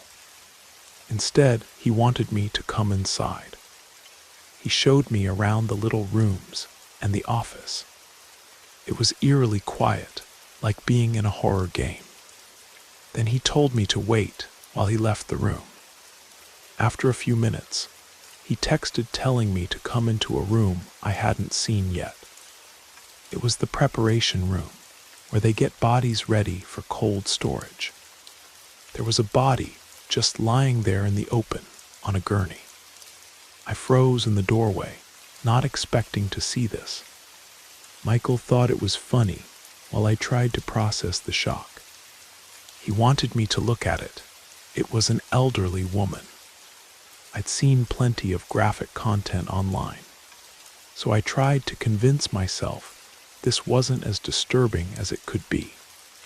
He then took me into the freezer to show me other bodies in bags. Only one other was unzipped. He even showed me the cremation chamber, describing in detail how it worked. All of this happened in the middle of the night. With no warning, no one else in the building. I tried to block out the memory for months afterward. I finally told a friend about what happened, and she helped me realize how disturbing and inappropriate the whole situation had been. Michael had deliberately lured me there late at night, knowing we would be completely alone, just to show me dead bodies. It wasn't educational or necessary. It was a power play designed to make me uncomfortable and vulnerable. What kind of person brings their date to see corpses in the middle of the night? What kind of professional treats human remains as entertainment? The more I thought about it, the more violated I felt, not just for myself, but for those deceased individuals and their families who trusted the mortuary to treat their loved ones with dignity. I've had other issues with Michael since then, and finally managed to block him on everything. But sometimes I still have nightmares about that cold, sterile room, the bodies in their bags, and the way he smiled while showing them to me. I hope he leaves me alone, but I worry about other women he might be taking on his midnight mortuary tour. Most importantly, I worry about the families who entrust their deceased loved ones to someone who would use them as props in his twisted dating games. If you're reading this and work in the death care industry, please remember that you're dealing with people's most precious final moments with their family members. It's not a sideshow attraction for your amusement. I am a 25-year-old nurse working the night shift at St. Mary's Hospital in the Port District. The industrial area gets eerily quiet after sunset, with only the distant sound of cargo ships and the occasional car breaking the silence. I usually finish my shift at 2 in the morning, taking the 20-minute walk to the train station through the fog-filled streets. One particularly cold night, as I was making my way home, the train service got suspended due to an accident further down the line. The station attendant announced there wouldn't be any more trains running that night. As I stood there wondering how to get home, 2 men in paramedic uniforms who had been on the platform approached me. They said their car was parked nearby and offered me a ride since they were heading in my direction. Now I know what you're thinking. How could I be so naive to accept a ride from strangers? But in healthcare, there's this unspoken bond between workers. We look out for each other, regardless of which hospital or service we work for. So when these 2 fellow medical professionals offered help, I thought nothing of it. As we walked, I noticed one of them stumbling slightly, seeming disoriented. I felt uneasy, but rationalized that he was probably just exhausted after a long shift. The other one appeared normal enough, so I figured it would be fine. I was wrong, so very wrong. We arrived at their vehicle, but it wasn't an ambulance or normal car. It was an old white Mercedes van, clearly lived in, with curtained windows and suspicious stains on the side. My heart started racing as I realized this was exactly the type of vehicle parents warn their children about. Even in my head, I labeled it the murder van. Instead of running away like any sane person would, I froze. Years of social conditioning kicked in. That ingrained female instinct to avoid making a scene or offending others. Looking back, it was incredibly stupid. They were complete strangers. Who cares if I offended them? But that social programming combined with fear paralysis made me hesitate just long enough. I got in the van. The drunk one who had worried me earlier kept rambling about conspiracy theories and government cover-ups, his speech becoming more aggressive and unhinged. I sat in the front passenger seat, frantically messaging my boyfriend that I had made a terrible mistake and feared I might not make it home. The only smart thing I did that night was not telling them exactly where I lived. I had them stop a few blocks away and took a convoluted route home through alleyways and gardens. 2 days later, I was checking the news at work when my blood ran cold. A nurse had been shot and killed in the maternity ward of another local hospital. The shooter, the drunk man from the van, his accomplice who drove that night, the getaway driver, I had a panic attack right there at the nurse's station. That could have been me. Let my story be a warning. Never accept rides from strangers, no matter how legitimate they may seem. Trust your instincts. Social politeness isn't worth your life. This happened in 2015 along the Scottish coast, where the narrow roads wind between ancient stone walls and the sea mist rolls in without warning. My girlfriend Lucy and I were both 16 at the time, watching movies at her parents' house on a summer night. Around midnight, it was time for me to head home. Lucy usually drove me, as I didn't have a vehicle yet. Keep in mind this is a rural coastal area where houses are scattered far apart. And at this time of night, the roads were completely deserted. The thick fog made it particularly spooky, driving through the wooded areas to reach my place. We were about halfway to our destination when Lucy suddenly stopped mid-sentence and asked if I had noticed the headlights that had been following us for quite some time. I replied that I hadn't, but assured her it was probably nothing to worry about. We continued talking, but now I was acutely aware of the vehicle behind us. The headlights were getting closer. To reach my house, we had to take several unmarked side roads that weren't on main routes. These headlights stayed with us at every turn. Panic started settling in as we tried to think of worst-case scenarios and escape plans. I thought about pulling into someone's driveway, but worried.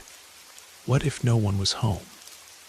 Would anyone even help at this hour? I had an old flip phone and decided to call my home number, hoping my father would answer. Between that point and us turning down my dead-end road, I must have called 8 or 10 times with no response. The headlights were still following us at every turn. I told Lucy to pull into my driveway and lay on the horn. We did exactly that. A black Range Rover pulled in right behind us. When no one came out of my house, Lucy decided to cut across the front lawn to escape.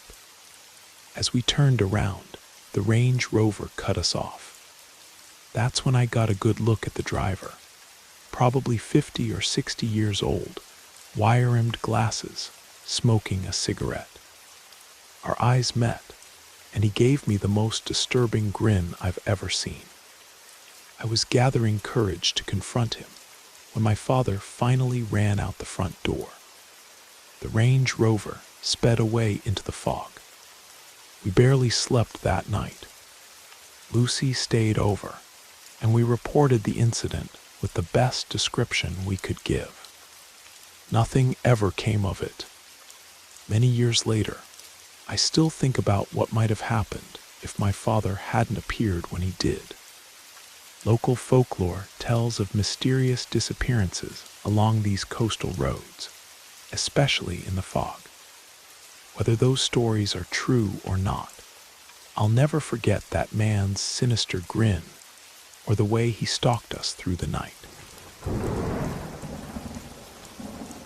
My husband took me to Castle Dunraven for my birthday. This 13th century fortress turned luxury hotel sits perched on Ireland's western cliffs, its stone walls holding centuries of history. We stayed only one night. Upon arrival, we joined a guided tour about the castle's past. I left during the tour to find the bathroom, returning to find the group had moved on. No problem, I thought, but what happened next would haunt me for years to come. In the pre-dawn hours, I'm an extremely light sleeper, and I heard what sounded like small footsteps outside our heavy wooden door. The scratching noise stopped after about 20 seconds, and I tried to go back to sleep. A few moments later, the scratching started again.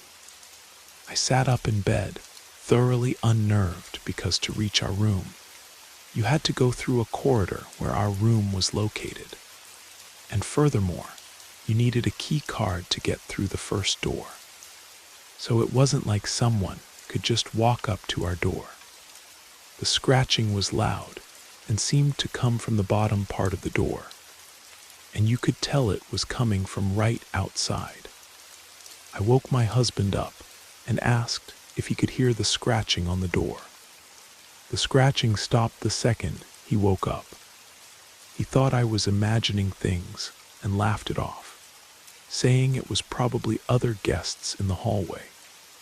I insisted no, it was coming from our door.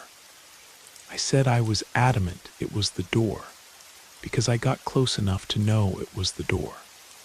I could hear it as clearly as I could hear him. A couple of weeks went by. My husband and I were in the living room having a romantic date by the fire. The lights were off, just the light of the fire. He went upstairs to use the bathroom and came out white as a sheet. I looked up the stairs, and he just stood there frozen with his eyes wide open. I thought he was drunk. I asked, "What's the matter?" He replied. "Didn't you see that?" I asked. "See what?" "A small child in old-fashioned clothes just walked by you," he said. I quickly looked around, but saw nothing. The next morning at checkout, I asked the worker what could possibly be scratching at my door that early in the morning. His eyes got big, and he went and got another worker who had worked there for a long time.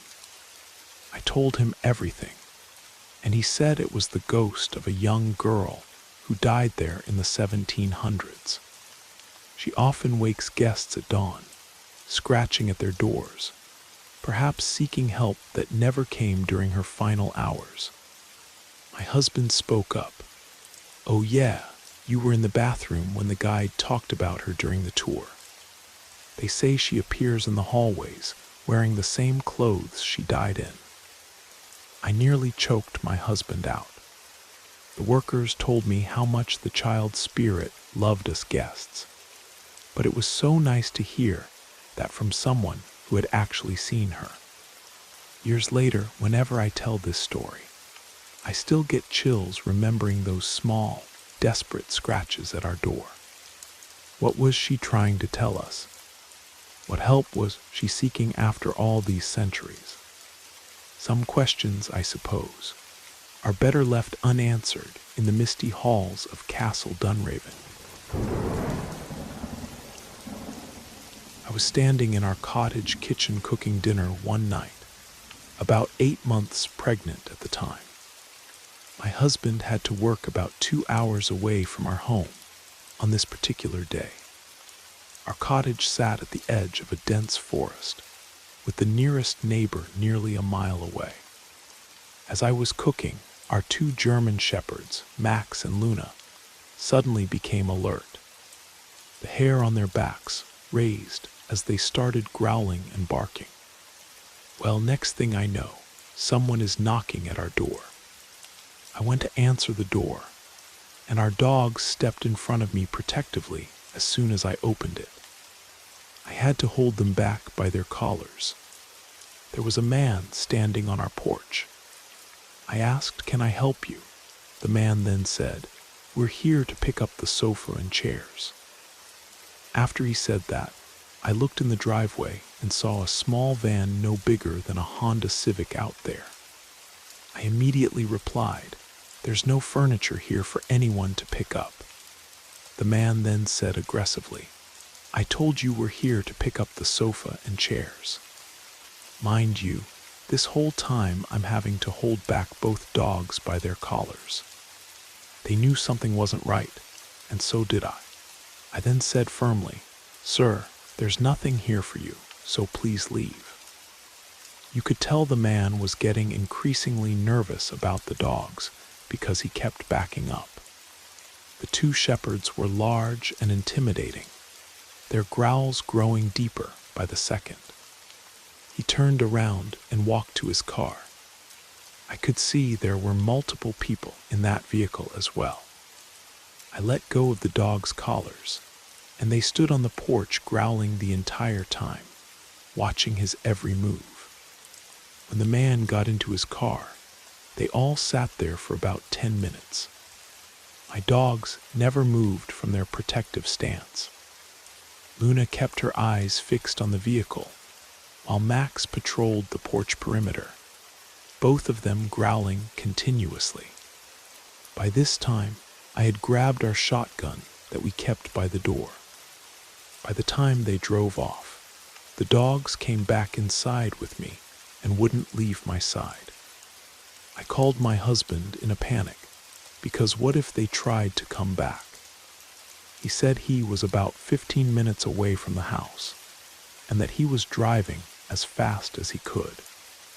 Our dogs truly saved my life that day. They were so protective, and I know without question that if I had let them go, they would have attacked this man without hesitation. It was truly a terrifying experience. The cottage's isolation, which usually felt peaceful, suddenly seemed dangerous. But having Max and Luna, there made all the difference. They weren't just pets, they were guardian angels in fur coats. Even now, years after they've both passed, I still remember how their presence that day likely prevented what could have been a horrible tragedy. To this day, I'm convinced those men had terrible intentions. The small van, the aggressive insistence about non-existent furniture, the multiple people waiting in the vehicle, it all pointed to a planned home invasion. But thanks to two brave dogs who understood their duty to protect, their plan was thwarted before it could begin. I live in Edinburgh, Scotland, where the ancient streets hold both beauty and darkness. Last year, a woman disappeared in Leith and was found dead a week later. This year, a few months ago, another woman vanished and was discovered stabbed to death. Now, someone close to my friend has been missing since last week, and we still haven't heard from her. They were all working girls, and I'm starting to worry that this third woman could be dead because of the pattern with the other two. I've contacted the police already, but nothing's been done about it. They still have no suspects for the killing in Leith. The first victim went missing last November for a few days before being found dead. Then in February, another one of our girls was found stabbed. She had been missing for almost a week before they discovered her body. Last week, another woman vanished, and we still haven't heard from her at all. We strictly work in central Edinburgh and refuse to go outside a certain area. The victims were all in their 20s with dark hair, and the woman who's currently missing also has dark hair with copper highlights. We know to be careful about who we get into cars with and meet up with. My friend and I went to the police when the third woman went missing. We mentioned the other murders so they could see if they're connected. Recently, my friend sent me a message saying someone was following her. We don't know if it's related, but she described him. Tall, well-dressed in an expensive suit, brown hair neatly styled, clean-shaven. The old cobblestone streets that tourists find so charming have become threatening. Every shadow could hide a predator. The perfect gentleman in his tailored suit could be a monster. We're all looking over our shoulders now, wondering who might be next. The police seem indifferent. Another working girl, gone missing, hardly raises an eyebrow. But we know there's a pattern. We know someone is hunting us. The question is, will anyone care enough to stop him before he strikes again? Edinburgh's dark history of serial killers like Burke and Hare seems to be repeating itself. Once again, vulnerable women are disappearing into the city's shadows. Once again, the authorities appear powerless or unwilling to help. We've started our own informal protection network, watching out for each other, sharing descriptions of suspicious clients, marking safe and unsafe areas on shared maps. But is it enough? Will we be able to identify the killer before he claims another victim? The city's Gothic spires and narrow closes feel more menacing with each passing day. Somewhere out there, a well-dressed man in an expensive suit is watching, waiting, planning his next move. And we can only hope that this time, someone will stop him before another woman vanishes into Edinburgh's dark embrace. I was 16 when this happened in northern Norway, where the winter darkness stretches endlessly and the northern lights dance across the sky like ghostly ribbons. On this particular November evening, I was walking to the local store, Larson's Market, where the elderly owner keeps his shop open late for the village's night owls. The cold wind bit through my layers as ribbons of green aurora shimmered overhead. As I walked into Larson's, a man around 50 years old was walking out. As we passed each other, he looked at me and whispered "beautiful" in heavily accented Norwegian. I thought nothing of it and continued inside to do my shopping. When I walked out, I noticed the same man from before standing behind a charity collection bin, watching me.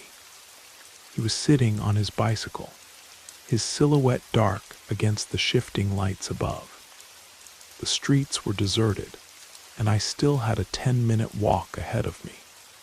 Something felt wrong, so I quickly unlocked my bike and started pedaling. That's when my gut feeling proved right. As soon as I started cycling, he began following me. He caught up quickly, and the conversation went like this. "Where are you going?" he asked in broken Norwegian. "To my friend's house," I replied tersely. "Where does he live?" the man questioned. Trying to throw him off, I said, "Just around the corner." "Can I accompany you there?" he pressed. As I said no, he grabbed my bicycle handles, nearly making me fall. I kicked his bike hard and started pedaling as fast as I could through the empty streets. He chased after me, shouting words I couldn't understand. I finally reached my friend's apartment building, but had to ring the buzzer to get inside. As I frantically pressed the button, the man stood just meters behind me, waiting. I screamed into the intercom when my friend asked who it was, begging to be let in. Thankfully, my friends inside had heard the panic in my voice. They were all large, intimidating fishermen's sons, who considered me their little sister. They came charging down with whatever makeshift weapons they could grab: boat hooks, fire pokers, anything heavy. By then, the man had vanished into the aurora-lit night. I didn't want my friends to hurt him, just scare him away. I'm 8 years older now, but I still check over my shoulder when I'm out alone. The northern lights may be beautiful, but they can't chase away all the darkness that lurks in human hearts. The Irish coast holds many secrets, and as a night watchman at Dunmore Harbor, I've seen my share of strange things.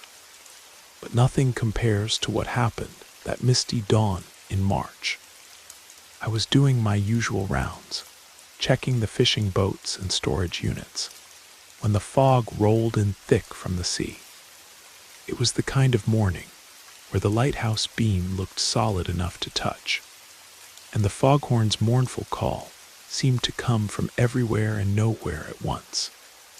A shape caught my eye, someone moving between the boats.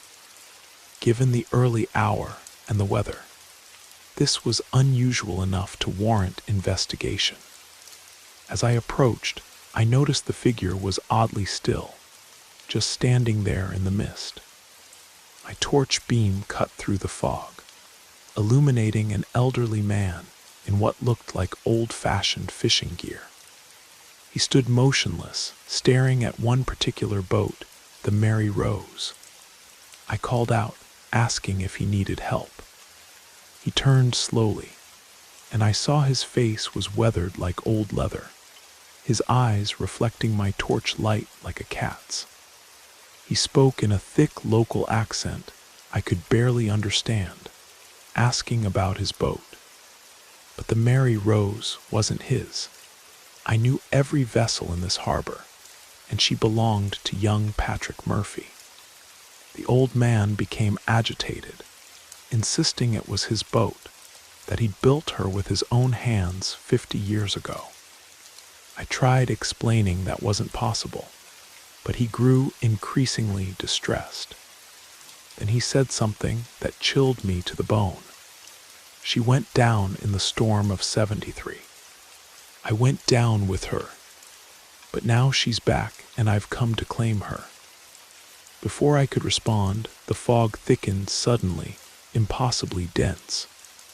When it cleared moments later, the old man was gone. Later that morning, I asked some of the older fishermen about the Mary Rose. They told me a boat by that name had indeed sunk in a terrible storm in 1973, taking her captain with her.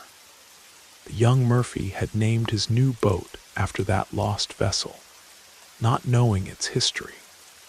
They showed me an old photograph of the original Mary Rose and her captain. My blood ran cold. It was the same man I'd seen in the fog.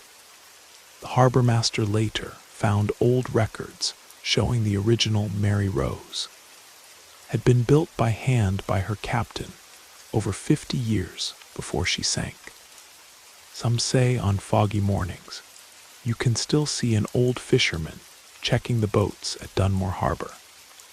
I've changed my patrol route to avoid the docks when the mist rolls in. Some things are better left alone in the gray space between sea and shore, between memory and myth. The old apple orchard stretched for acres, its twisted trees bare against the November sky. Thomas had never seen snow like this before, having moved from Florida just months ago. The hill was filled with children, enjoying the first snowfall of the year, their laughter echoing through the frozen air. It didn't take long for Thomas to find his new friends, Adrian and Michael. Since Thomas's parents were separated and his mother would be working all day, he knew he had virtually no curfew. After spending hours sledding, the hill slowly emptied of people. The ancient apple trees that surrounded both sides seemed to grow darker, despite Thomas being with his friends. The sun was still up and would be for another couple of hours, but they quickly realized they were the last ones on the hill. Stories of local legends about the orchard began creeping into their minds. Tales of people who entered the twisted rows of trees and were never seen again. If anything were to happen to these boys, no one would know about it for quite some time. It's getting late. I'm soaking wet, Adrian said while glancing around the empty hill. Same time tomorrow, assuming school's still canceled. Thomas nodded, relieved someone had suggested leaving. The small group of boys did one last run before meeting at the bottom of the hill. Michael pitched the idea that there was a shortcut through the orchard that would take 15 minutes off their walk back to the main road. Thomas had seen the orchard earlier that day. The gnarled branches reached toward the sky like grasping fingers, and many of the trees were dead or dying. Michael and Adrian began pushing their way through the snow-covered orchard. When they looked back, Thomas was clearly hesitant. "Are we allowed in here? Doesn't someone own this?" Adrian chuckled. "Does it look like anyone's taken care of it in years?" Thomas was unconvinced. "What if we get lost? Then we'll really be in trouble." Michael interjected, "If we get lost, I've done this before. There's a path somewhere that leads to the other side. You don't have to come, but you'll have to walk back alone." The two boys continued walking, slowly disappearing among the twisted trees. The woods behind Thomas were menacing, especially as he was becoming more alone by the second. The irrational thoughts quickly triumphed over reason, as Thomas found himself chasing after his friends. About halfway through the orchard, a small clearing emerged, revealing to the surprise of all three boys an old and decrepit two-story house, quietly gathering snow. "This wasn't here before," Michael mumbled. He was telling the truth. In none of his previous shortcuts had he ever encountered this house. The clearing wasn't large, just enough to imprison the strange structure within it. Local legend told of a house that appeared in the orchard during the first snow of winter, only to vanish with the spring thaw. The building emitted no light, only dark windows staring out like empty eyes. The three boys silently agreed this might have been something fun to investigate, perhaps with an older sibling, or on a warm summer day. But right now, this place was dreadful. None of them even suggested entering. The excuse of being late or cold didn't need to arise. As they walked past the house, continuing into the orchard, the idea that they were no longer alone began to fester in their young minds. They had a couple hours of daylight left, so panic didn't initially find them when they couldn't find the other side of the orchard. The trees were too dense, shrouding any possibility of peering over to find a hint out of this unintended maze. Rather than fear or anxiety, frustration kept the boys company as they wandered aimlessly. The shortcut, which should have taken 10 minutes, was now approaching an hour. Thankfully, the boys were smart enough to realize they could backtrack by following their snow prints. But time and weather were against them. Snow continued to fall, slowly filling their footprints. They stopped guessing their way back and turned around. The prints weren't easy to follow. The uneven ground and fallen branches made tracking their path difficult, but possible. A brisk 15 minutes passed, and the boys found themselves back at the house. Following their footprints and hurrying had greatly minimized the time needed. But fate had other plans. They couldn't find their initial trail leading to the house. There was no rush regarding daylight, but the idea that they were lost began to slowly dawn on them. All they needed to know was which direction would get them out fastest.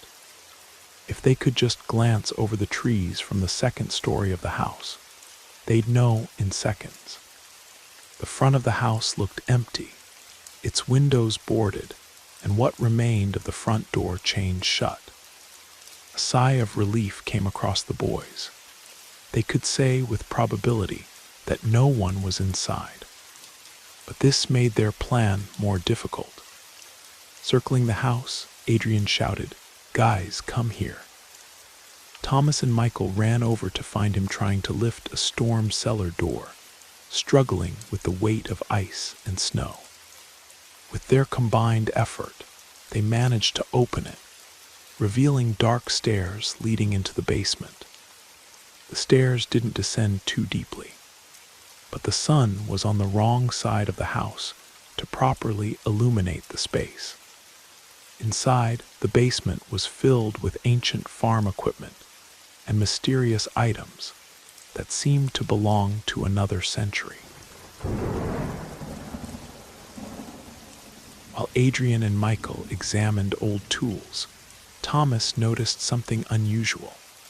A modern metal door that looked completely out of place, like a bank vault door. In front of it lay a strange object, an ancient-looking wooden apple, carved with symbols he didn't recognize. Drawn by curiosity, Thomas picked up the carved apple. Instantly, his vision went black as a demonic voice spoke. "A cursed soul touches the token." Visions filled his mind, horrible scenes of ritual sacrifices in the orchard, people disappearing into the twisted trees, a dark entity watching from the shadows through centuries. "You are now bound to the orchard," the voice whispered. What felt like 1,000 years of torment lasted only moments. Neither Adrian nor Michael had noticed, too busy examining old tools, until Thomas began violently vomiting black liquid. "You okay?" Michael asked worriedly. "No, something's wrong," Thomas managed to say. Before he could explain, Adrian noticed the vault door. "Wow, looks like a safe. Maybe there's treasure inside." "Don't touch the door," Thomas warned, still holding the carved apple. Suddenly, a tremendous bang came from behind the metal door, followed by an inhuman scream. The door began to shake in its frame, as something powerful tried to break through. The boys fled upstairs and to the second floor, panic controlling their movements. They quickly spotted the road through a window and began trying to open it. When it wouldn't budge, Adrian grabbed an old chair and smashed the glass. Whatever was behind the door had broken free. They could hear it climbing the stairs. Without hesitation, they jumped from the window into the deep snow below. They ran through the orchard, no longer caring about direction, just desperate to escape. 10 minutes later, they burst out onto the road, gasping for breath.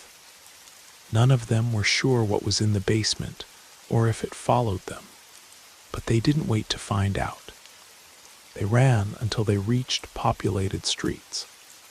It wasn't until Thomas had a moment to breathe that he realized he was still clutching the carved apple.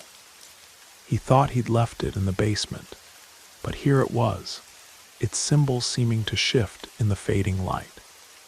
Any thought of throwing it away caused a voice in his head to whisper, "You cannot escape your fate. You are bound to the orchard." That night, Thomas dreamed of Adrian and Michael being dragged back into the orchard by twisted, branch-like hands. He woke covered in sweat, the carved apple sitting on his bedside table, though he was sure he'd hidden it under his bed. They say the house appears in the orchard every first snow, waiting for curious children to stumble upon its secrets. Some say it's a gateway to something ancient and hungry. All I know is 3 boys went into the orchard that day, but something else came out, something that still carries a carved wooden apple and watches the twisted trees, waiting for the next winter's snow. I've been debating whether to share this experience. It was deeply traumatic, but I feel I need to tell this story, both to process what happened and to warn others. Please learn from my mistakes. Never go to a second location with someone you don't know. Never lead someone to your address. And most importantly, never ignore your intuition. This happened last summer in a small coastal resort town, where I'd moved to start fresh after a difficult divorce. I'm 27, and after a long break from dating, I decided to try a dating app called Ocean Meet, popular in seaside communities. I matched with someone, let's call him Marcus. He seemed perfect at first, tall, dark-haired, with striking green eyes. His profile mentioned he was a marine biologist, loved sailing, and collected vintage books, all interests matching mine. We texted nonstop for a week, sharing jokes, stories, and pictures of the ocean. I felt a genuine connection. After several days of chatting, we agreed to meet for dinner at a popular seafood restaurant overlooking the harbor. I spent extra time getting ready, excited yet nervous. When I arrived, he was already there, waiting with a charming smile. Dinner started great. He was attentive, asked thoughtful questions, and seemed genuinely interested in my responses. We laughed about shared interests, discussed favorite books, and bonded over our mutual love of the sea. Yet Marcus would wait to hear my opinions first, then claim to share them exactly. Looking back, this should have been a red flag, but you know what they say about hindsight. After dinner, he suggested we grab a drink at a nearby bar. I agreed, thinking it would be a nice way to end the evening. This is where things started to get weird. He took me to a dingy harbor bar I'd never noticed before. As soon as we entered, I felt uncomfortable. The place was dimly lit and mostly empty, except for a few rough-looking fishermen. Marcus seemed unfazed and ordered us both drinks without asking my preference. He insisted I slide into the booth first, then sat uncomfortably close. His demeanor changed completely, almost predatory. He began asking invasive questions about my family, where exactly I lived if I lived alone. At first, I chalked it up to genuine interest, but the more he asked, the more uneasy I became. I excused myself to the restroom, needing a moment to collect my thoughts. Inside, an older woman in a weathered fishing jacket entered. She had tired eyes that looked straight into mine with concern. "It's none of my business, love, but be careful," she whispered. The pit in my stomach grew larger. I called a rideshare before returning to the table. When I got back, Marcus was smiling, but it was all wrong, too wide, too forced, never reaching his eyes. I lied and said I wasn't feeling well and needed to go home. His smile faded, and for a split second, I saw something threatening in his expression.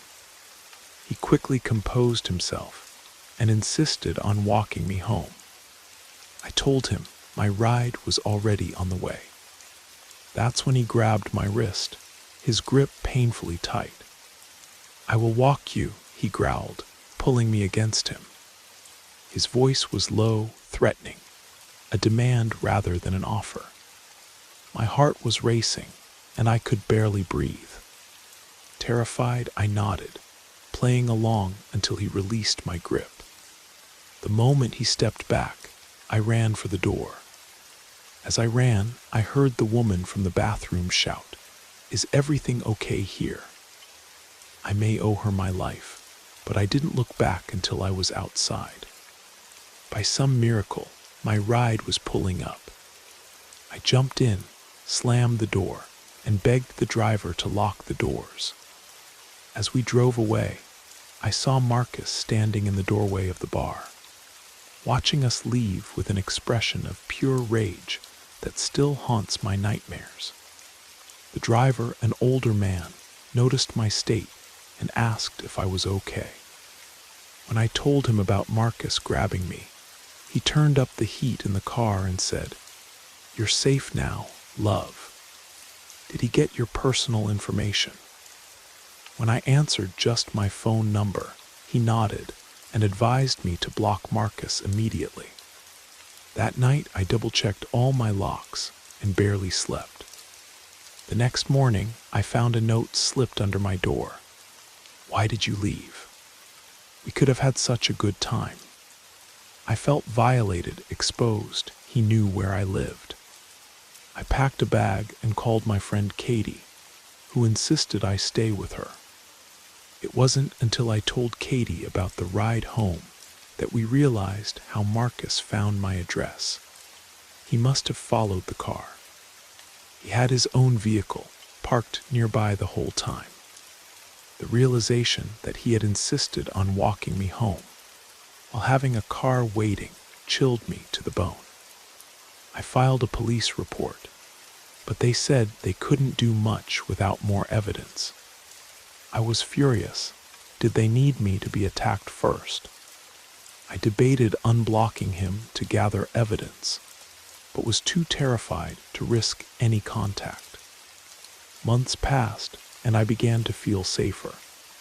I got a new job in another town and started rebuilding my life. Therapy helped, and I gradually felt more like myself. Then one night, I received a text from an unknown number. "Miss me?" The fear came rushing back, more intense than ever. The police took me more seriously this time, especially after hearing the full history. They increased patrols in my area, but Marcus seemed to vanish like sea fog in the morning sun. I'm in the process of moving again, somewhere far from the coast this time. I've only recently managed to go on a date, and all I can say is this: if you're meeting someone new, have safety protocols in place. Meet in public, tell someone where you're going, and trust your instincts. The ocean may be beautiful, but it hides many dangers beneath its surface, and so do some people. My living situation had collapsed faster than expected, forcing me to pack all my possessions into my old Subaru and leave my apartment. With just over $100 to my name, certainly not enough for even a few nights at the cheapest motel, I had to get creative. I bought a basic tent and some survival gear from the outdoor store's clearance section. The Scottish Highlands in autumn aren't the most forgiving place to camp, but I knew these mountains from countless hiking trips. I figured I could find a sheltered spot to wait out my financial crisis. I drove up into the hills as the sun was setting, the heather glowing purple in the dying light. Having grown up exploring these peaks, I knew several discreet camping spots not far from the marked trails. The weather forecast predicted rain, so I needed to find high ground with good drainage. After some searching, I found a small plateau that jutted out from the nearest slope before dropping away steeply. By my best judgment, it seemed safe enough from flooding. I was wrong, terribly wrong. It turns out my judgment was worthless against highland weather. Not only was the spot directly in the path of the rain, but all the water from above had converged into an impromptu stream that ran straight through my tent. I woke around 2 a.m. to find my sleeping bag half submerged and all my possessions soaked through. Both my phone and flashlight were ruined by the water. Without any source of light, and with the clouds blocking both moon and stars, I knew I had to get back to my car. The sensible thing would have been to leave everything and come back in daylight. But in my cold, miserable state, I decided to take my machete to hack through any vegetation in my way. Looking back, most of you can probably see where this is going. But try to put yourself in my situation. Soaked to the bone in near-freezing temperatures, possessions ruined, and pure survival instinct taking over. I faced the general direction of my car and started walking, angrily chopping at anything in my path. Eventually, I saw lights ahead through the mist. I walked out of the heather to find myself in someone's garden. Worse still, Their conservatory was lit up, and standing inside was a woman having a late-night cigarette.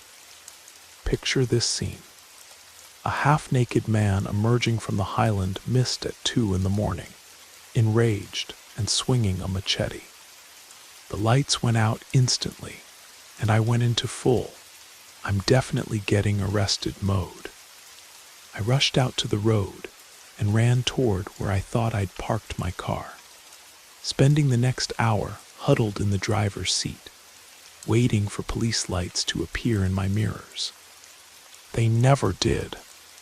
I can only imagine what that woman thought when she saw me, but it couldn't have been good.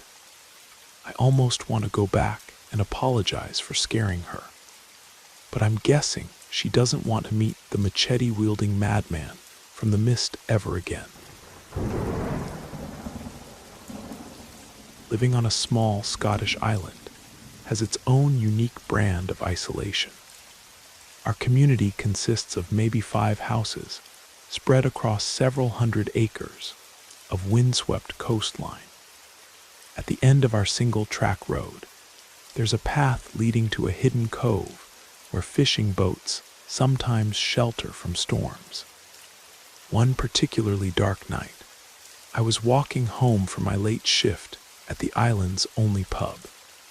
The wind was picking up, carrying salt spray from the churning sea below. About halfway home, I noticed headlights behind me, unusual for this time of night. An old fishing boat had taken shelter in our cove earlier that day, its crew waiting out the approaching storm. The vehicle behind me was moving slowly, almost stalking in its approach. It passed me once, a weather-beaten Land Rover Defender, then turned around and passed me again, this time barely crawling. The driver wore a yellow fisherman's hat and had a thick beard. His passenger stared at me through dark sunglasses, despite the late hour. I assumed they were from the boat, perhaps lost, though something felt off about them. The Defender turned around once more, but this time followed me at walking pace. My heart started racing as I realized I was alone on a deserted road with these strangers. The vehicle crept closer until it was almost touching my back. I turned around, trying to keep my voice steady, and asked if they needed directions. The driver said nothing, just stared. Then his passenger spoke in a thick accent I couldn't place. "Pretty long walk to be out here alone." I pointed toward the lights of my house in the distance, trying to suggest I wasn't as isolated as they might think. The passenger smiled, a wrong sort of smile that didn't reach his eyes. "We could give you a lift," he offered. The way he said it made it sound more like a threat than an offer. That's when I noticed their Defender had no license plates. Every warning bell in my head started ringing. I declined their offer and kept walking, but they continued following me at the same creeping pace. The road ahead split, one fork leading to my house, the other to the cove. I took the cove path, hoping they'd assume that's where I lived. Instead, they stopped their vehicle, blocking both paths. I heard car doors opening behind me. I ran into the gorse bushes beside the road, thorns tearing at my clothes as I scrambled through the darkness.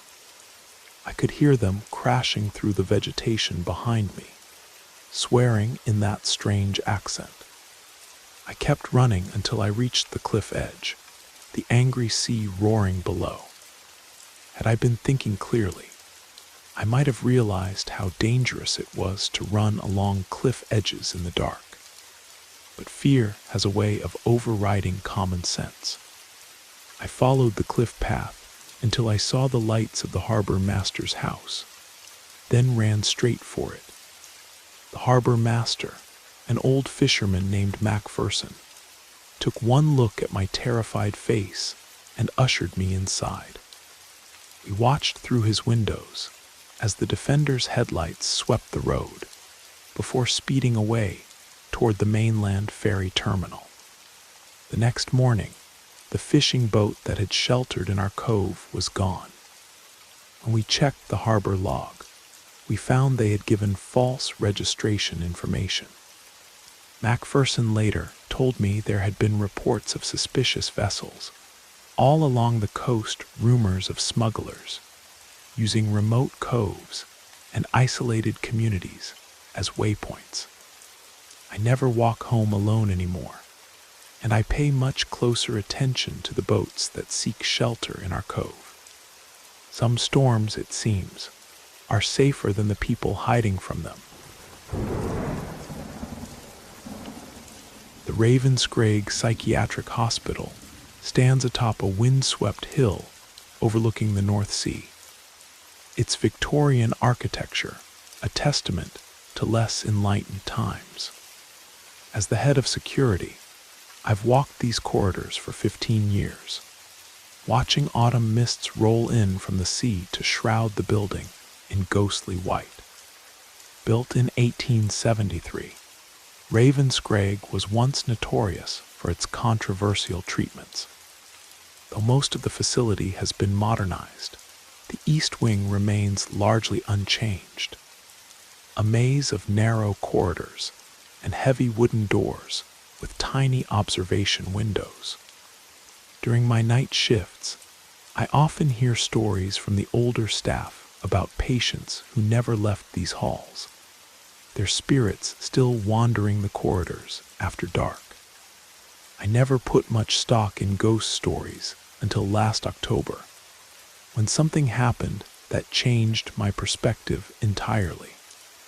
It was 3 a.m, that dead time when even the most restless patients usually sleep. The fog was thick enough to obscure the security camera's view of the grounds. I was doing my rounds in the East Wing when I heard humming, a slow, melancholic tune that seemed to echo from everywhere and nowhere. Following the sound, I found myself in the old hydrotherapy room, where they once subjected patients to ice baths and scalding showers as treatment. The room had been sealed off for decades, yet the door stood slightly ajar. Inside, an elderly woman in a white nightgown sat in one of the ancient copper tubs, humming that haunting melody. She looked up as I entered, her eyes clouded and distant. "Dr. Murray," she said, "I'm ready for my treatment now." I knew something was wrong, very wrong. We had no elderly female patients in this wing, and no one should have been able to access this room. "Ma'am," I said carefully, "this area is restricted. Let me help you back to your room." She smiled, but there was something off about it. "Oh, but Dr. Murray, you already helped me. Don't you remember? September 12th, 1948. You said the ice would cure my melancholia. You held me under until the screaming stopped. My blood ran cold. I'd seen that date before, in old newspaper clippings, about a patient who died during treatment. The doctor in charge had been Alexander Murray. The woman's smile widened as realization dawned on my face. Then she simply faded away, leaving nothing but a puddle of water on the dusty floor. I ran from that room and didn't stop until I reached the security office. The cameras showed no one entering or leaving the East Wing that night. When I checked the records later, I found a photograph of the patient who died in 1948. It was her, the same woman, the same distant eyes. They've since sealed off the hydrotherapy room with concrete and steel. But on foggy nights, when the wind blows in from the sea, you can still hear that melancholic humming echoing through the East Wing. And sometimes, in the security monitors, I catch glimpses of a woman in white searching for Dr. Murray. I've learned to avoid the East Wing during my night shifts now. Some parts of Ravenscraig's history are better left undisturbed, locked away behind thick walls where the past can't reach into the present. But on quiet nights, when the fog rolls in, I wonder, are we keeping something out or keeping something in?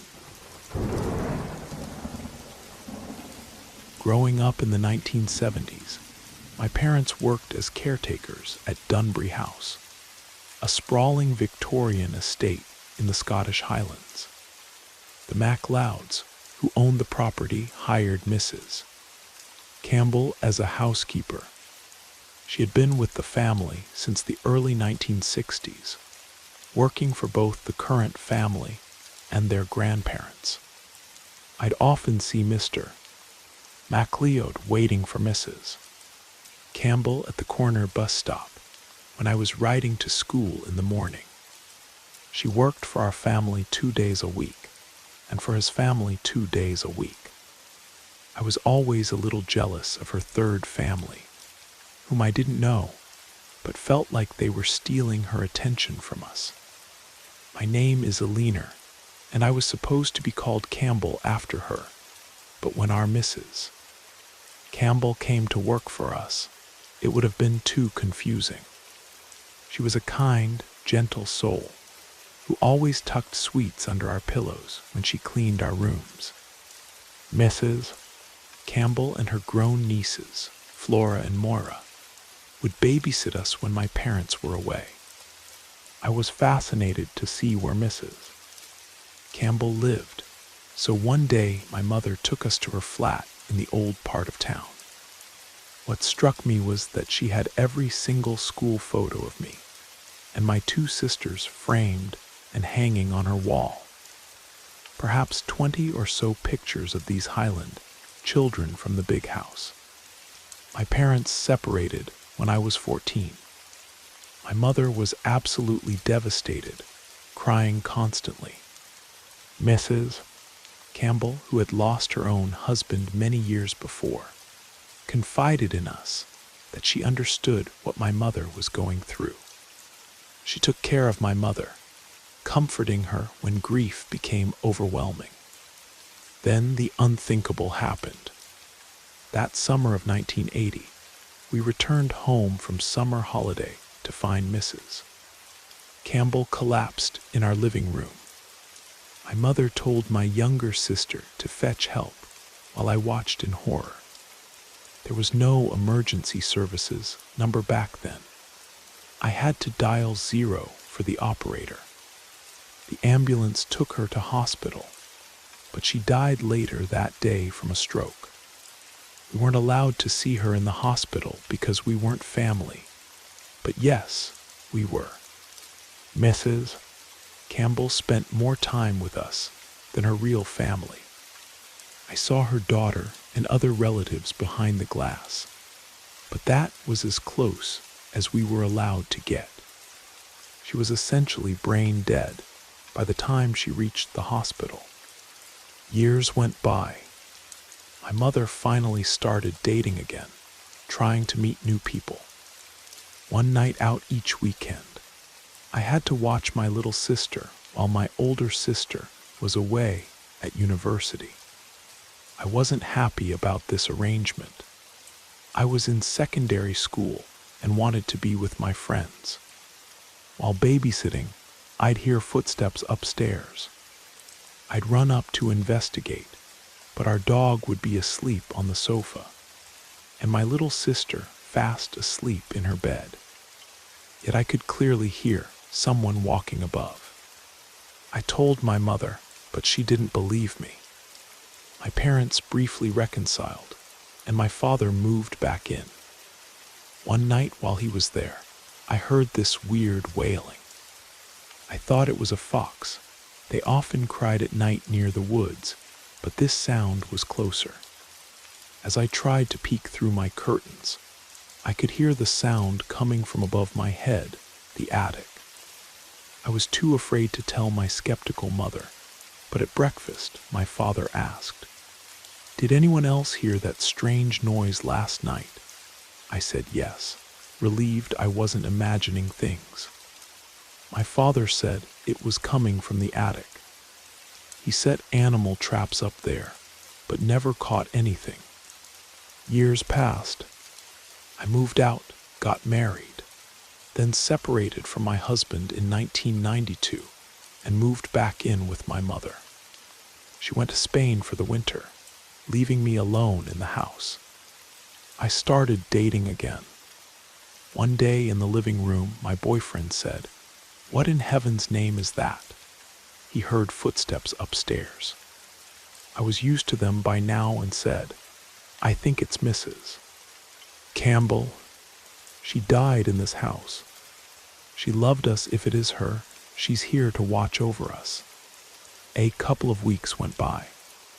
My boyfriend and I were in the living room, having a romantic evening by the fire. The lights were off, just the firelight illuminating the room.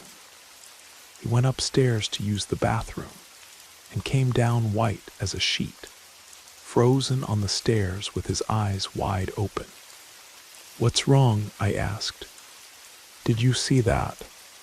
A woman in a pink cardigan just walked past me," he replied. I quickly looked around but saw nothing. I had never told my boyfriend that Mrs. Campbell always wore a white uniform with a pink cardigan. She wore that pink cardigan every single day. The next morning, I asked one of the older servants what could be causing the footsteps and strange occurrences. His eyes widened and he fetched Mrs. MacLeod, who had worked at Dunbury House for decades. I told her everything, and she said it was definitely Mrs. Campbell's spirit, still watching over the family she loved. My father, grandmother, and sisters had attended Mrs. Campbell's funeral. My mother didn't go. She was too angry with my father at the time. Everyone there was under the impression that I was named after Mrs. Campbell. In truth, my mother told me she had named me Alina after a character in a book, but I let Mrs.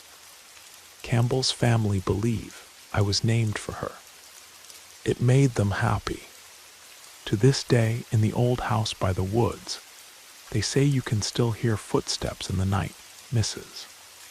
Campbell making her rounds, checking on the children she loved as her own. Her pink cardigan a flash of color in the darkness. Some bonds, it seems, are stronger than death itself. This is the first time I've shared this story about a terrifying first date. I keep reading all these dating horror stories, and it reminded me of a nearly forgotten encounter at the Highland Folk Festival several years ago. I'd known the guy a little because he worked with my friend at the local music shop in Inverness. He seemed normal enough, and he was actually quite handsome. The first time we'd met was at a traditional music session that we'd all attended. The guy, we'll call him Duncan, was pretty ordinary on the surface. Through my friend, Duncan got my number and called me. We went out on a date, and as the evening progressed, he asked if I minded going to sit in the festival grounds and chat since we'd been at a really noisy pub with a band playing. I was 19 and naive back then, so I agreed. It was summer, still light out, so nothing seemed weird. As we walked through the festival grounds, I instantly felt a strange sensation, that feeling when someone is watching you. I looked around but couldn't see anyone, so I thought I was just being paranoid. The rather overcast day was turning eerie anyway. We had a great night up until then. He was charming and funny, and we had loads in common. Then after our first kiss, he got this disturbing grin.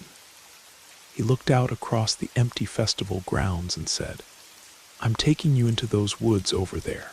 and we're going to have a really good time. I kind of laughed nervously because I hadn't had my first intimate experience with anyone yet. I told him I'd rather just stay where we were. He got really weird and angry, like he was two different people. Why can't we just go into the woods? I promise I won't assault and kill you. By now he was trying to laugh it off, but I'd gotten really creeped out. I tried to play it cool, like I wasn't ready to run away. I should have been more alarmed than I was, but I was so naive. He looked at me again and leaned back, whining. "Oh, come on, just let me take you into the woods. It'll be fun." I was having none of this and started getting angry. I told him I was ready to go home. I finally convinced him to just take me home, but he was oddly quiet the rest of the drive. Then, as he got to my house, he proceeded to apologize profusely about it. I heard later from my friend that Duncan said I was a tease. When I talked to my friend about what happened, he stopped speaking to Duncan. He said he'd heard Duncan could be kind of a sex maniac, borderline psychotic. So creepy festival date, let's never meet again. Looking back now, I realize how close I came to becoming another statistic, another story on the evening news. Trust your instincts, folks. They evolved to keep us alive. Our cottage sits on the edge of a small fishing village in Cornwall, where the narrow lanes wind down to a harbor full of colorful boats. The salty air and constant sound of seagulls remind us daily of our proximity to the ocean. Living here was peaceful until that night last summer. I was standing in our kitchen, watching the fog roll in from the sea, when I noticed something odd about the house next door.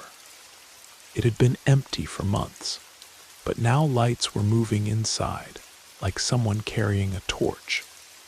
I assumed new neighbors had finally moved in. The next morning, I noticed more peculiar things.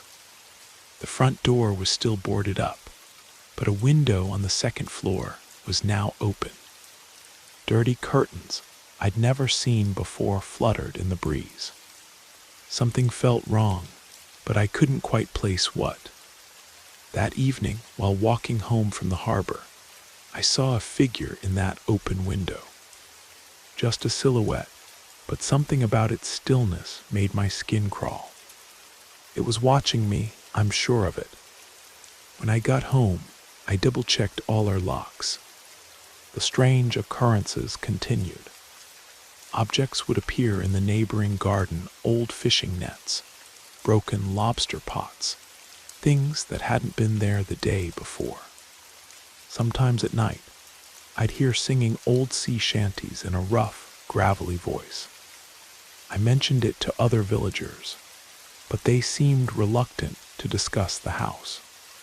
Old Tom at the pub finally told me its history over a pint one evening. 20 years ago, a local fisherman had lived there with his family. One stormy night, his boat went down with all hands. His wife and children moved away shortly after, unable to stay in a house with so many memories. But here's the thing, the body of that fisherman was never found. Some locals swear they've seen him walking the lanes at night, still wearing his yellow oilskins, searching for his way home. I dismissed it as local folklore until that night in August. I was up late, unable to sleep because of the heat. Around 3 in the morning, I heard heavy boots on our front step, then a knock at the door.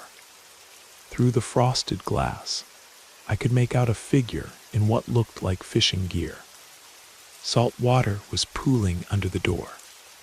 "Let me in," a voice rasped, thick with sea water. "I've lost my way." The door handle began to turn, though I knew it was locked. the air filled with the smell of brine and rotting seaweed. I backed away from the door, then heard the same heavy boots walking around to our back garden. Looking through the kitchen window, I saw him clearly in the moonlight, a man in old-fashioned fishing gear, his face bloated and pale, seawater streaming from his clothes. He pressed his face against the window, eyes like dark pools of ocean water. "I've been trying to get home," he said, his voice gurgling. "But they've boarded up my house." Then he simply dissolved, leaving only a puddle of seawater on our back step. The next day, I asked old Tom about the fisherman who had died. He said, poor soul. Always said he'd find his way home, no matter what. Guess he's still trying. The house next door is quiet now, but sometimes on stormy nights, I still hear sea shanties on the wind and salt water seeps under our door. The old Greyfriars Cemetery in Edinburgh is notorious for its haunted history. The ancient tombstones lean at odd angles, their inscriptions worn smooth by centuries of Scottish rain. As a local historian, I often visit at dawn to photograph the monuments before tourists arrive. One particularly misty morning last autumn, I arrived just as the sun was trying to break through the fog. The gray stone walls of the cemetery were barely visible, and the massive mausoleums loomed like shadow giants in the gloom. I was photographing the infamous Mackenzie tomb when I noticed something unusual: fresh flowers laid at its base. This wouldn't normally be strange, except these weren't tourist offerings. They were traditional Highland funeral flowers, arranged in an old-fashioned pattern I'd only seen in historical documents. As I examined the flowers, I heard footsteps on the gravel path behind me. Through the swirling mist, I saw an elderly man approaching. He wore outdated formal attire, the kind you might see in photographs from the 1930s. Something about his appearance seemed off, but in the poor visibility, I couldn't quite determine what. "Beautiful morning for photography," he said, his accent a refined Edinburgh dialect I rarely hear nowadays. His voice had an odd, hollow quality to it, though you might find more interesting subjects in the older section. I explained I was particularly interested in the Mackenzie tomb's history. The old man smiled, a strange, knowing smile that didn't quite reach his eyes. "Ah yes, the Mackenzies. Fascinating family. I knew them quite well, you see. Was at the last burial here myself. 1932, if I recall correctly. My blood ran cold. The last Mackenzie burial had indeed been in 1932, nearly 90 years ago. The man would have to be well over 100 to have attended. As this thought struck me, I noticed something else. The morning mist was passing through him rather than around him. He must have seen the realization on my face, because his smile widened, showing teeth that seemed too sharp, too old. "Would you like to hear the real story of the Mackenzies?" he asked, taking a step closer. "The one that's not in your history books." I backed away, nearly tripping over a fallen headstone. The old man's form was becoming less solid, more transparent. Through his increasingly ghostly figure, I could now see the dates on the Mackenzie tomb, and a familiar name that matched the one on his outdated clothing. "You see," he continued, his voice now echoing as if from a great distance, "I was more than just an attendee at that last burial. I was the guest of honor." He gestured to his own name on the tomb, the date of death clearly showing 1932. I ran. Behind me, his laughter echoed off the ancient stones, following me through the fog. I didn't stop until I reached the cemetery gates, my heart pounding in my chest. When I looked back, the old man was gone, but the flowers at the tomb's base had withered to dust. I still visit Greyfriars, but never alone, and never in the fog. Sometimes, though, I see fresh Highland flowers by the Mackenzie tomb, arranged in that same old-fashioned pattern. And on misty mornings, visitors sometimes report meeting an elderly gentleman in 1930s clothing, eager to share the real history of the cemetery's residents. They say every grave in Greyfriars has a story. Some stories, it seems, prefer to tell themselves. My Aunt Lillian was an eccentric woman. She was a gentle and caring person for most of her life. However, she was also a sensitive soul and not much of a people person. Lillian never got married or had children. She lived alone her whole life and worked a monotonous job at the county assessor's office. Yes, Aunt Lillian was definitely an introvert and may have been on the spectrum, but she kept to herself and indulged in her unusual hobbies, some of which became obsessions. I guess that's why she bought the model railroad.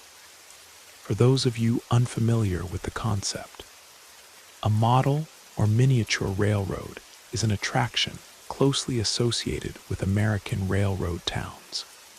Although there are few left in existence in the 21st century, some date back to the 19th century, but their popularity peaked from the 1930s to 1950s.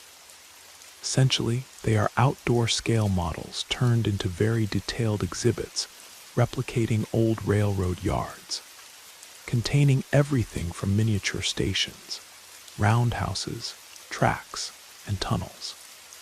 The level of detail is impressive, and there's a quaint and almost magical feel to such attractions. But of course, like so much else, model railroads have lost much of their appeal in the modern digital age, unable to compete with more contemporary leisure pursuits and venues. The few which remain retain their quintessential charm and appeal, but their heyday is long gone. Aunt Lillian couldn't have foreseen this trend when she purchased her own model railroad in the early 1990s, although I doubt it would have stopped her, as she never regarded the attraction as a financial enterprise. I won't tell you the location of Aunt Lillian's railroad. It doesn't exist anymore, but I can't guarantee that its former site is safe, or that the evil which once dwelt there is now gone. I will describe it to you, however. The railroad was called Railston, an odd name with slightly sinister overtones. This was the title the attraction came with when Lillian bought it, and she was adamant that the name wouldn't change. She was a stickler for tradition after all. Railston was built to a scale of 1 to 72 and contained most of the features one would expect to find in a traditional American railroad yard, circa the late 19th or early 20th centuries. The main yard consisted of a towering roundhouse with a copper dome roof, a sturdy station house with arched windows, and several service buildings. The yard also contained various operational structures: a coal loader, a water tower, a repair shed, and a signal house. Off the main yard were the tracks, a complex web of rails that snaked through the landscape like steel veins. The detail was astonishing, right down to the tiny railroad spikes and switching equipment.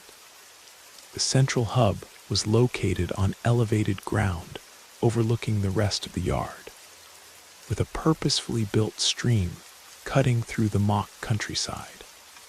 Further along the tracks stood a functioning round table, more mechanically complex than needed, but still in keeping with the authenticity of the attraction. The final feature of note was the main platform, a long wooden structure with red brick supports and an old steam locomotive that permanently sat on display. Its attached cars divided into first, second, and third class sections. And then there were the trains, the miniature locomotives and cars that populated Railston. Each engine was unique and had its own name based on their routes and functions. The Mountain Express, the Coal Runner, the Pennsylvania Special, the Night Mail, all appeared to be powerful machines, ready to roll down the tracks. Everything was well ordered and precise in Railston, as it represented an oasis of efficiency in an otherwise chaotic world. Or at least, that's what we used to believe. As you can probably tell, I used to spend a lot of time in Railston. My parents brought me and my sister down there regularly when we were young and before Dad and Mom got divorced. And I recall how magical a place it was to visit as a child.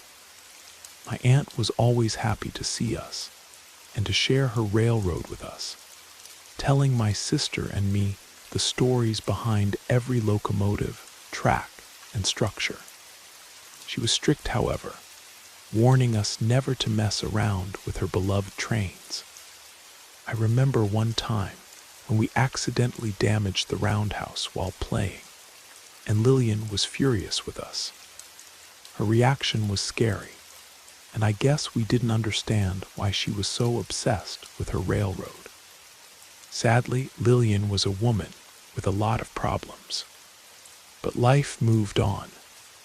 My sister and I grew up, and we stopped visiting Railston and my aunt.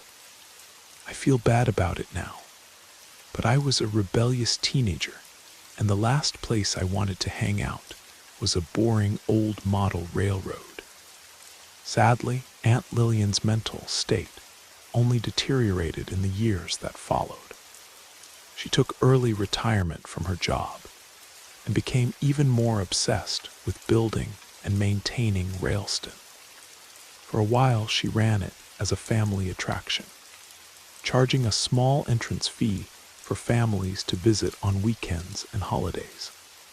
But eventually, she grew tired of these visitors and their disruptive ways, choosing to close Railston to the public and make it her own private haven. In the years which followed, Lillian became a total recluse, cutting ties with most of her family and the few friends she had. My mother would still visit occasionally, mainly to check that her sister was still alive, but she usually received a frosty reception. I don't know what happened to Lillian, which made her cut herself off from the outside world and become completely engrossed in her almost childlike hobby. Perhaps she suffered a personal tragedy or heartbreak which we didn't know about. Or maybe she just couldn't cope with the stresses and pressures of the world. In any case, I'm afraid her life was destined to end tragically. So let me tell you about the summer of 2001. My mother hadn't seen her sister in about 2 weeks. She phoned regularly enough, but my aunt rarely answered or called back. She went down to her cottage one day and couldn't get an answer when she rang the bell, or even when she knocked on the door repeatedly and loudly. Concerned, she used her spare key to enter Lillian's home, but discovered she wasn't there. Alarm bells started ringing at this point, as Lillian rarely, if ever, went out. But Mom didn't panic just yet. She did start to really worry when she drove to the Railston site and found Lillian's workshop empty and no sign of her at the railroad. Not only that, but the site was a mess, with miniature engines derailed, and cars scattered all over the gravel and concrete.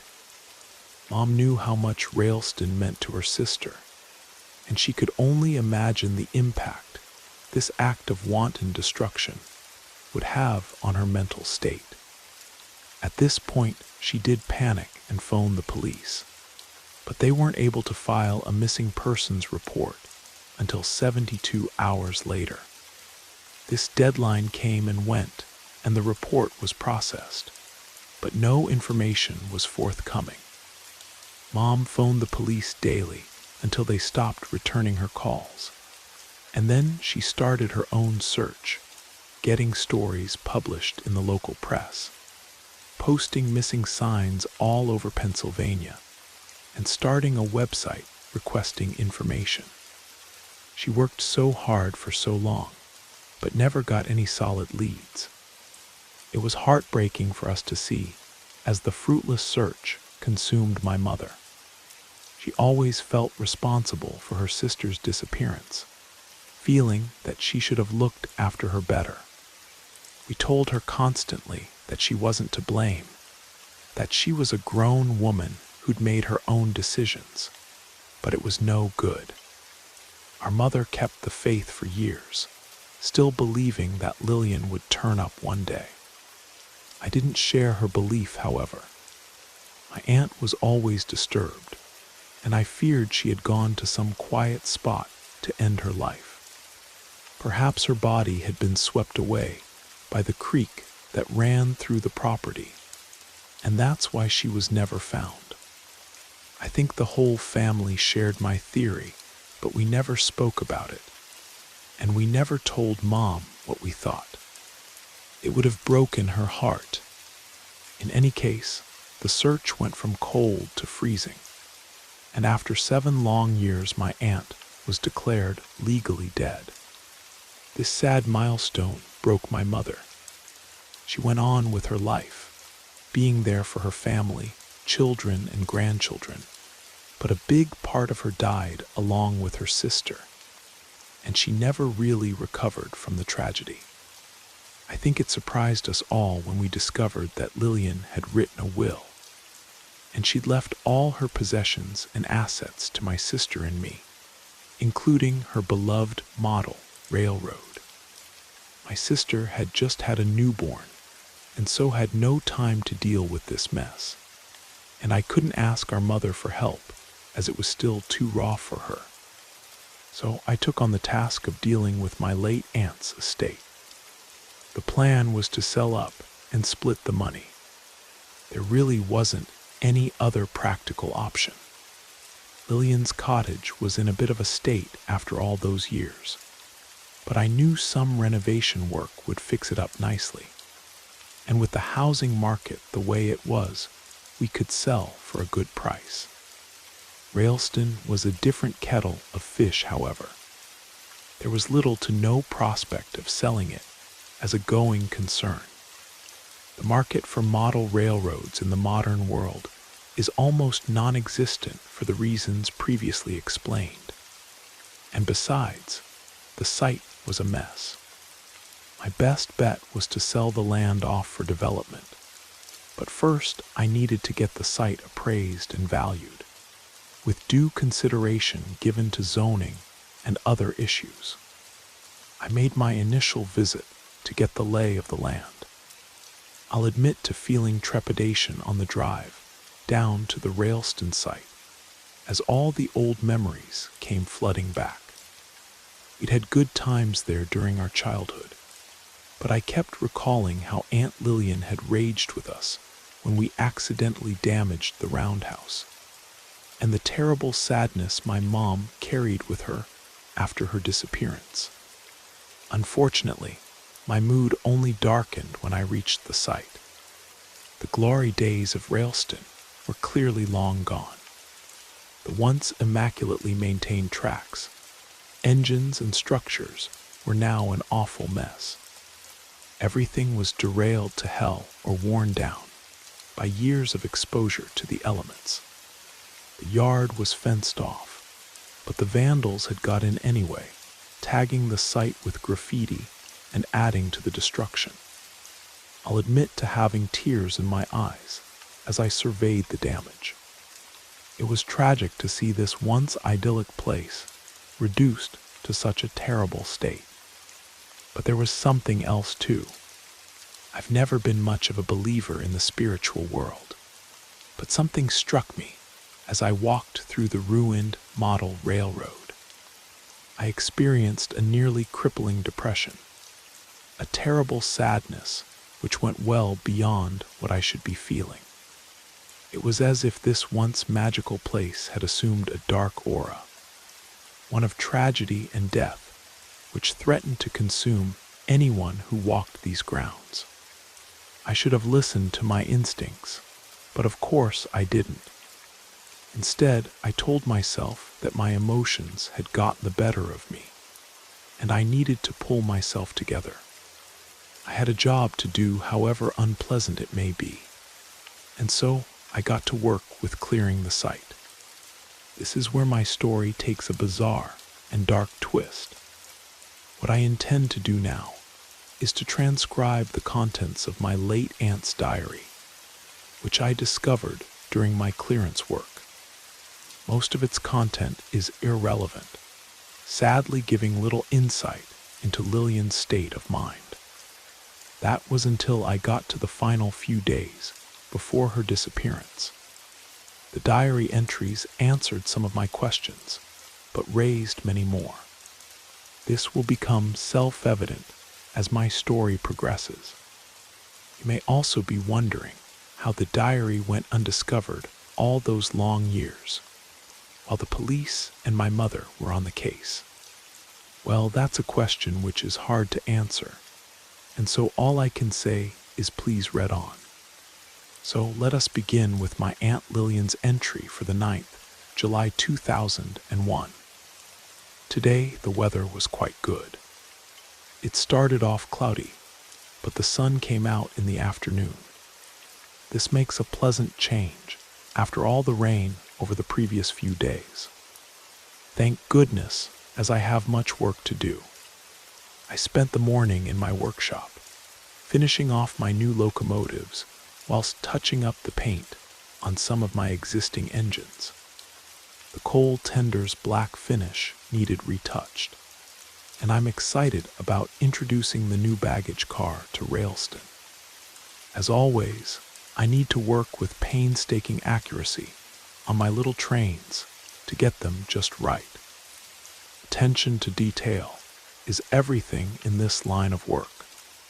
In the afternoon, I took advantage of the sunshine to do some work in the yard, polishing the dome of the roundhouse and replacing 3 of the signal lights along the main line. Much to my annoyance, I saw that the stray coyote had invaded my railroad once again. I didn't see the mangy beast, but found evidence of its intrusion, with scratch marks on the station walls and several train cars knocked off their tracks, scattered on the ground with blatant disrespect. This will have to stop. I've phoned the county to complain, asking that animal control captures the stray, but I doubt they'll do anything about it. I may need to take action myself. My sister called this evening. I didn't answer, but she left a message on the machine. This only added to my annoyance. I know she means well, but I wish she'd just leave me alone to get on with my work. Well, tomorrow is another day. 10 July 2001, I am beyond furious. It has taken me all day to regain some level of composure, so I can write down my experience and attempt to work through my anger. The day started like any other. I got up and traveled to Railston to start work. What I discovered was an atrocity. Someone, or probably multiple persons, had broken in during the night and proceeded to wreak devastation in an act of pure barbarism. The bulk of the damage was confined to the main yard. Several of the locomotives were broken beyond repair. The Mountain Express the Night Mail and the Pennsylvania Special, all smashed to pieces. I don't know how anyone could be so cruel. There was some superficial damage to several buildings, but the vandals had taken out their anger on the roundhouse, breaking the turntable, crushing the roof, and stomping the structure into the ground. I will need to rebuild the whole roundhouse from scratch. I was so angry that tears were rolling down my cheeks, and I had to control my breathing before considering my next move. Once I calmed down somewhat, I phoned the police to report this act of wanton destruction. Sadly, this only added to my anger. They said they would process my report and send an officer out in due course, but I could tell they weren't taking it seriously. No doubt the vandalism was carried out by local teenage hoodlums. Children today are little better than animals, semi-feral, and without discipline from their parents or teachers. The police will do nothing to stop them, and so these hooligans run amok, destroying property and ruining people's lives. This country really has gone to the dogs. I spent the rest of the morning cleaning up the mess, but there was another sickening twist to this foul tale. I almost missed it at first, hidden away as it was at the rear of the wrecked roundhouse. When I saw it, my heart froze for a second, and I believe I suffered a moment of genuine terror. The figurine was built to the same scale as my trains, 1:72, meaning it was only an inch tall. I knew straight away that it wasn't one of mine. After recovering from my initial shock, I got down on my hands and knees to examine the miniature in closer detail. What I saw was a ghost engineer, a sinister figure dressed in tattered conductor's overalls and carrying a ghostly lantern. The figure had a pale, glowing face with hollow eyes that seemed to stare right through me. I found the figurine repulsive and would never have such an ugly miniature in my railroad. But this raised the disturbing question of who had left the figure and why. I began to doubt my initial theory in that moment, thinking this was too sophisticated a trick for teenage hoodlums. Perhaps this is the act of a rival model railroader, jealous at my creation. I took the ghost engineer figurine back to my workshop to examine it more closely. I examined it under my magnifying glass, impressed by the precision its maker had used. This was clearly the work of a professional. There was something very disconcerting about the miniature, though, a creepy feeling that I couldn't quite explain. But things only got weirder. When I picked up the figurine, I found it was ice cold, like it was just out of the freezer. But as I held it in my hand, the figurine suddenly and inexplicably heated up, and in a moment it became so hot that it burned my hand, forcing me to drop it on the floor. I'll admit to swearing in rage as I looked down at the tiny ghost engineer lying on the wood floor of my workshop. I couldn't understand what had just happened. Was this some sort of new technology? I'll gladly admit to being a Luddite, so I suppose it's possible. I should have kept the figure as evidence, but in my anger I acted in haste, using pliers to pick up the red-hot miniature and drop it into the furnace, watching with a grim satisfaction as it burnt to ashes. It's bedtime now, but I'm still angry and confused, so I doubt I'll get much sleep tonight.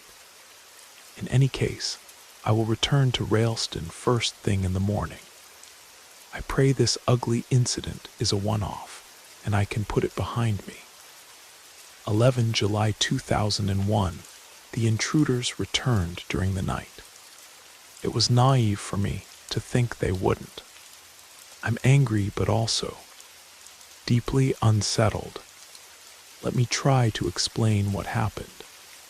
I arrived at Railston shortly after dawn and went to work on the roundhouse reconstruction. At first, it didn't seem like there was any additional damage, but then I noticed several of the locomotives were missing. The Coal Runner, the Midnight Special, the Silver Arrow, the Sunshine Express, and the Iron Horse were all gone. I searched frantically for my little engines, hoping against hope that I'd simply misplaced them. I couldn't find their bodies, but I did find the smokestacks. Yes, I can hardly believe that I'm writing this, but that's what I found: 5 tiny smokestacks, all carefully removed and impaled on the signal posts along the main line, forming a sick and macabre display. I could hardly believe my eyes. I was horrified, disgusted, and also amazed. The amount of effort it must have taken to remove the smokestacks from the 1-inch models and mount them to posts only millimeters thick. It almost defied belief. I struggled to breathe as I surveyed the scene, but then I saw it. The Ghost Engineer miniature, that hateful figure. It was just standing there on the platform of the station house. It was as if it were mocking me. It couldn't possibly be the same model from the previous day. I'd watched it burn for God's sake. I stared at the engineer for a moment before realizing that whoever was doing this must have made several copies of the figurine to mess with my head. I felt paranoid in that moment, scanning the horizon as I imagined my tormentor was watching me from afar. I soon reassured myself, however. I felt sure the vandal was too much of a coward to show his face during daylight. He would surely return under the cover of darkness, but next time I'd be waiting for him. In a fit of rage, I stomped the Ghost Engineer under my boot, crushing it into little pieces. Enough is enough. Tonight I will stand guard right here and catch the bastard in the act. He's going to regret he ever messed with me. 12 July 2001. I am in hell. Is this real? I don't understand, and I'm so scared. I fell asleep at some point during the night, lying on the gravel beside my precious railroad. It wasn't my intention to do so, but I was so tired. When I awoke, I instantly realized something wasn't right. It seems like a nightmare, but somehow it's real. The gravel I'd slept upon was now as large as boulders. I stared at the stones in astonishment, and then at the dirt beneath my feet. In confusion, I staggered forwards, pushing my way through what used to be small pebbles, and hoping in vain that there was some kind of logical explanation. I saw a dandelion twice my size and almost had a heart attack, but this was only the start of it. As I trudged through the dirt, I saw the ground in front of me move as something huge emerged from beneath the surface. I stepped back, recoiling in horror as I watched a massive, armored beast burrow its way up to the surface and scuttle out from the hole it had created. It took me a moment to realize what I was seeing, as its brown, segmented form clicked out into the open. It was a beetle, but grown to an immense size. An impossible size, easily as long as I was tall, and with a body as thick as my arm. I stood there, paralyzed in fear, as I watched the beast mindlessly crawling towards me. But a moment later, a huge shadow appeared above my head, a massive form which dwarfed both me and the beetle. There was an almighty screech, a high-pitched din that almost deafened me. A second later, and the huge, feathered beast dove down, reaching out with its mighty talons. I watched on in terror, as the creature rapidly impaled the beetle with its sharp talons before it secured it within a massive beak. The winged beast screeched again as it flapped its vast wings and ascended back into the blue skies. I looked up as my unlikely savior flew away and was once again astonished to recognize the gray and brown feathers of the monster bird, which I realized was nothing more than a common mourning dove. I broke in that moment, still not understanding, but knowing I was in grave danger. I sprinted for so long, cutting my way through the giant gravel and the towering weeds. Eventually, I reached the edge of the gravel bed and found myself walking on smooth concrete. I stopped and looked ahead, and then I saw it Railston, my miniature railroad. Except it wasn't miniature anymore. The scale was 1-to-1. The roundhouse towered above me, and the wrecked station stood in front of me, and the trains were equal to my own height. My tired brain struggled to comprehend the terrifying implications, and the answer was as obvious as it was impossible.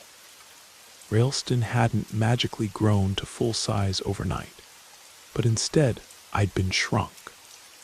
Inexplicably, I was now a mere inch tall, potential prey to insects and small birds, and with nothing but the clothes on my back and the diary I carried with me, which has also been shrunken to a proportionally small size. What's more, I was trapped in my own creation, a resident of my miniature railroad, and entirely cut off from the real world. I tried to control my panic as I slowly walked along the main line that I'd so carefully built and maintained over all these years. I was certainly frightened by this inexplicable development, but also exhilarated at seeing my beloved Railston in a way I'd never thought possible in my wildest dreams. But my boyish fascination didn't last, as soon I had a new threat to deal with. I heard a familiar sound, a foul yipping amplified 100-fold. When I looked up, I saw the beast, a leviathan to me in my reduced form. It was the tawny coyote, the stray which had caused me trouble over the last few weeks. I'd been able to see the canine off easily enough when I was a 5-foot-tall woman. But now, the small coyote was as big as a dragon in comparison to my puny size. It stood at the far end of the yard, its hungry yellow eyes glaring at me like I was nothing more than a tasty morsel. I gasped in horror as I saw the coyote lower its head, its ears pinned back and jaws opening wide before it charged. The monster bounded across the concrete yard, the ground shaking under its huge size and weight. I ran for my life, desperately seeking sanctuary as the predator rapidly closed the gap. I made it to the roundhouse just in the nick of time, sprinting in through the doorway and diving into cover. The coyote reached the door a second later, but thankfully it was far too big to get inside. It glared into the entryway with its predatory eyes, opening its maw to reveal huge and sharp teeth. And then it shoved its paw through the tiny doorway, reaching out with its deadly claws.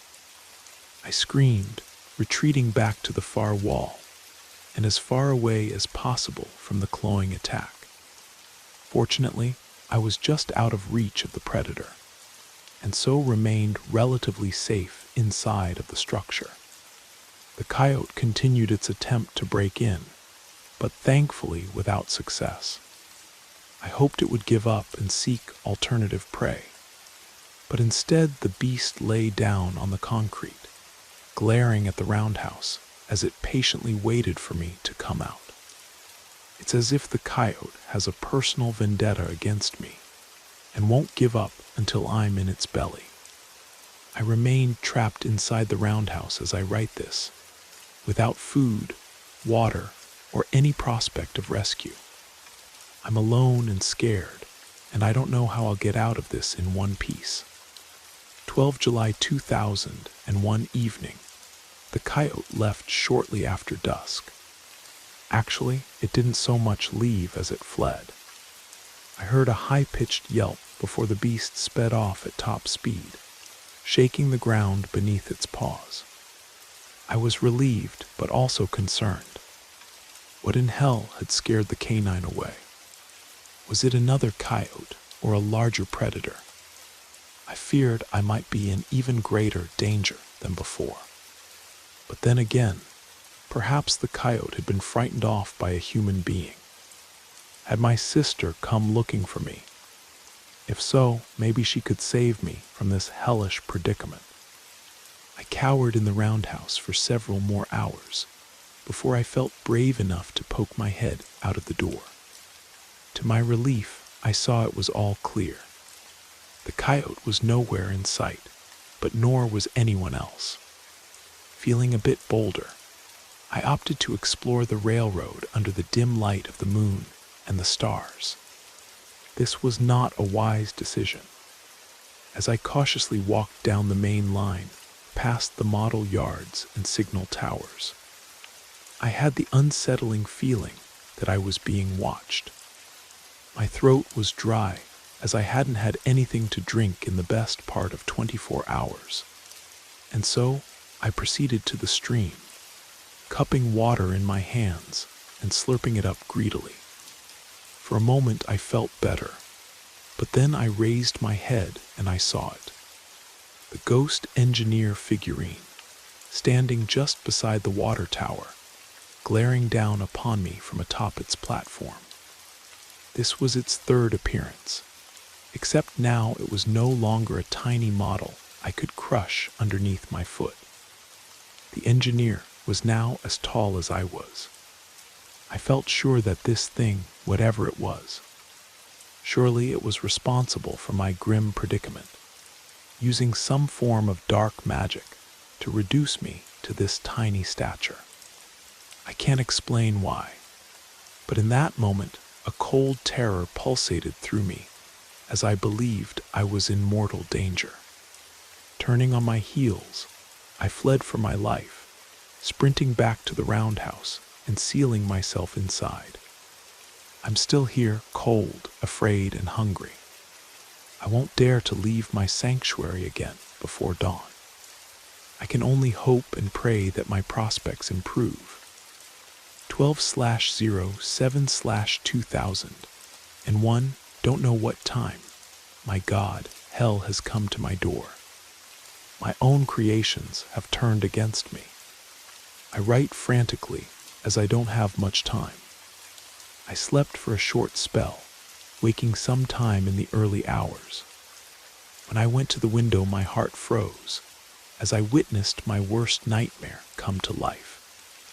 All my locomotives were there out on the tracks, the engines, the tenders, and all the rolling stock.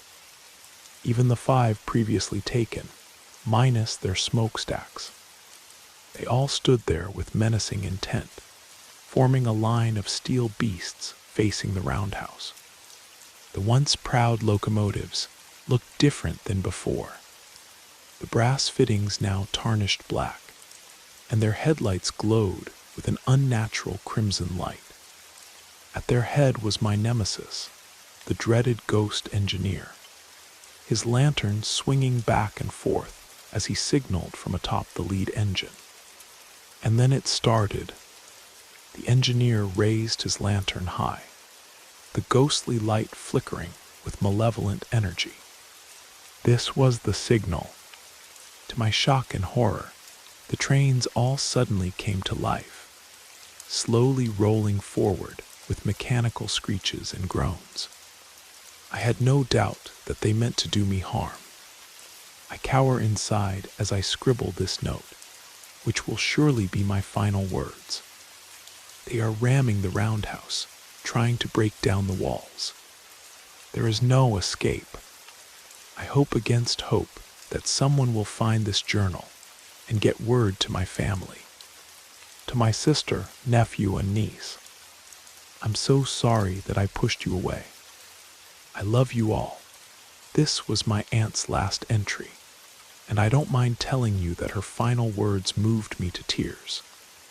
You're probably wondering how I discovered my late aunt's diary. Well, in many ways it was by pure chance, whilst I was clearing out the site. The journal was still in its reduced size, a micro miniature book, less than 1/4 of an inch in dimension. I could well have ended up throwing it out along with all the other tiny models. But as I held it in the palm of my hand, I had a feeling which made me think of my aunt. I had to acquire specialist equipment to view the tiny book and use a powerful microscope to read my aunt's words. Her terrible end defied belief, and yet I knew in my heart it was the truth. I never told my mother about my discovery, fearing what it would do to her. She went to her grave without ever knowing the truth. There was no body to bury, and I can only assume her tiny corpse was taken away by her killers or consumed by local wildlife. I don't like to dwell on it, however, as it sickens me to imagine my aunt's final moments. As for Railston, I had it completely demolished and sold the land. I've never returned to the location in all the years since. I can't help but feel that this bizarre tragedy would not have happened if Lillian had kept in touch with her family. In the end, you could say that her obsession killed her. I don't know what you'll make of this story. I still don't fully understand it myself. All I know is that there are dark powers beyond our comprehension, and my Aunt Lillian sadly fell foul of them. So my final advice is to take care, because you can never know where an unhealthy obsession will lead you. Thank you for spending this time with Brad Arrows. We hope the stories whispered through the rain carried you far into your imagination or your dreams. If you're still awake, let us know how you liked the journey. Until next time, stay safe, sleep well, and let the darkness comfort you.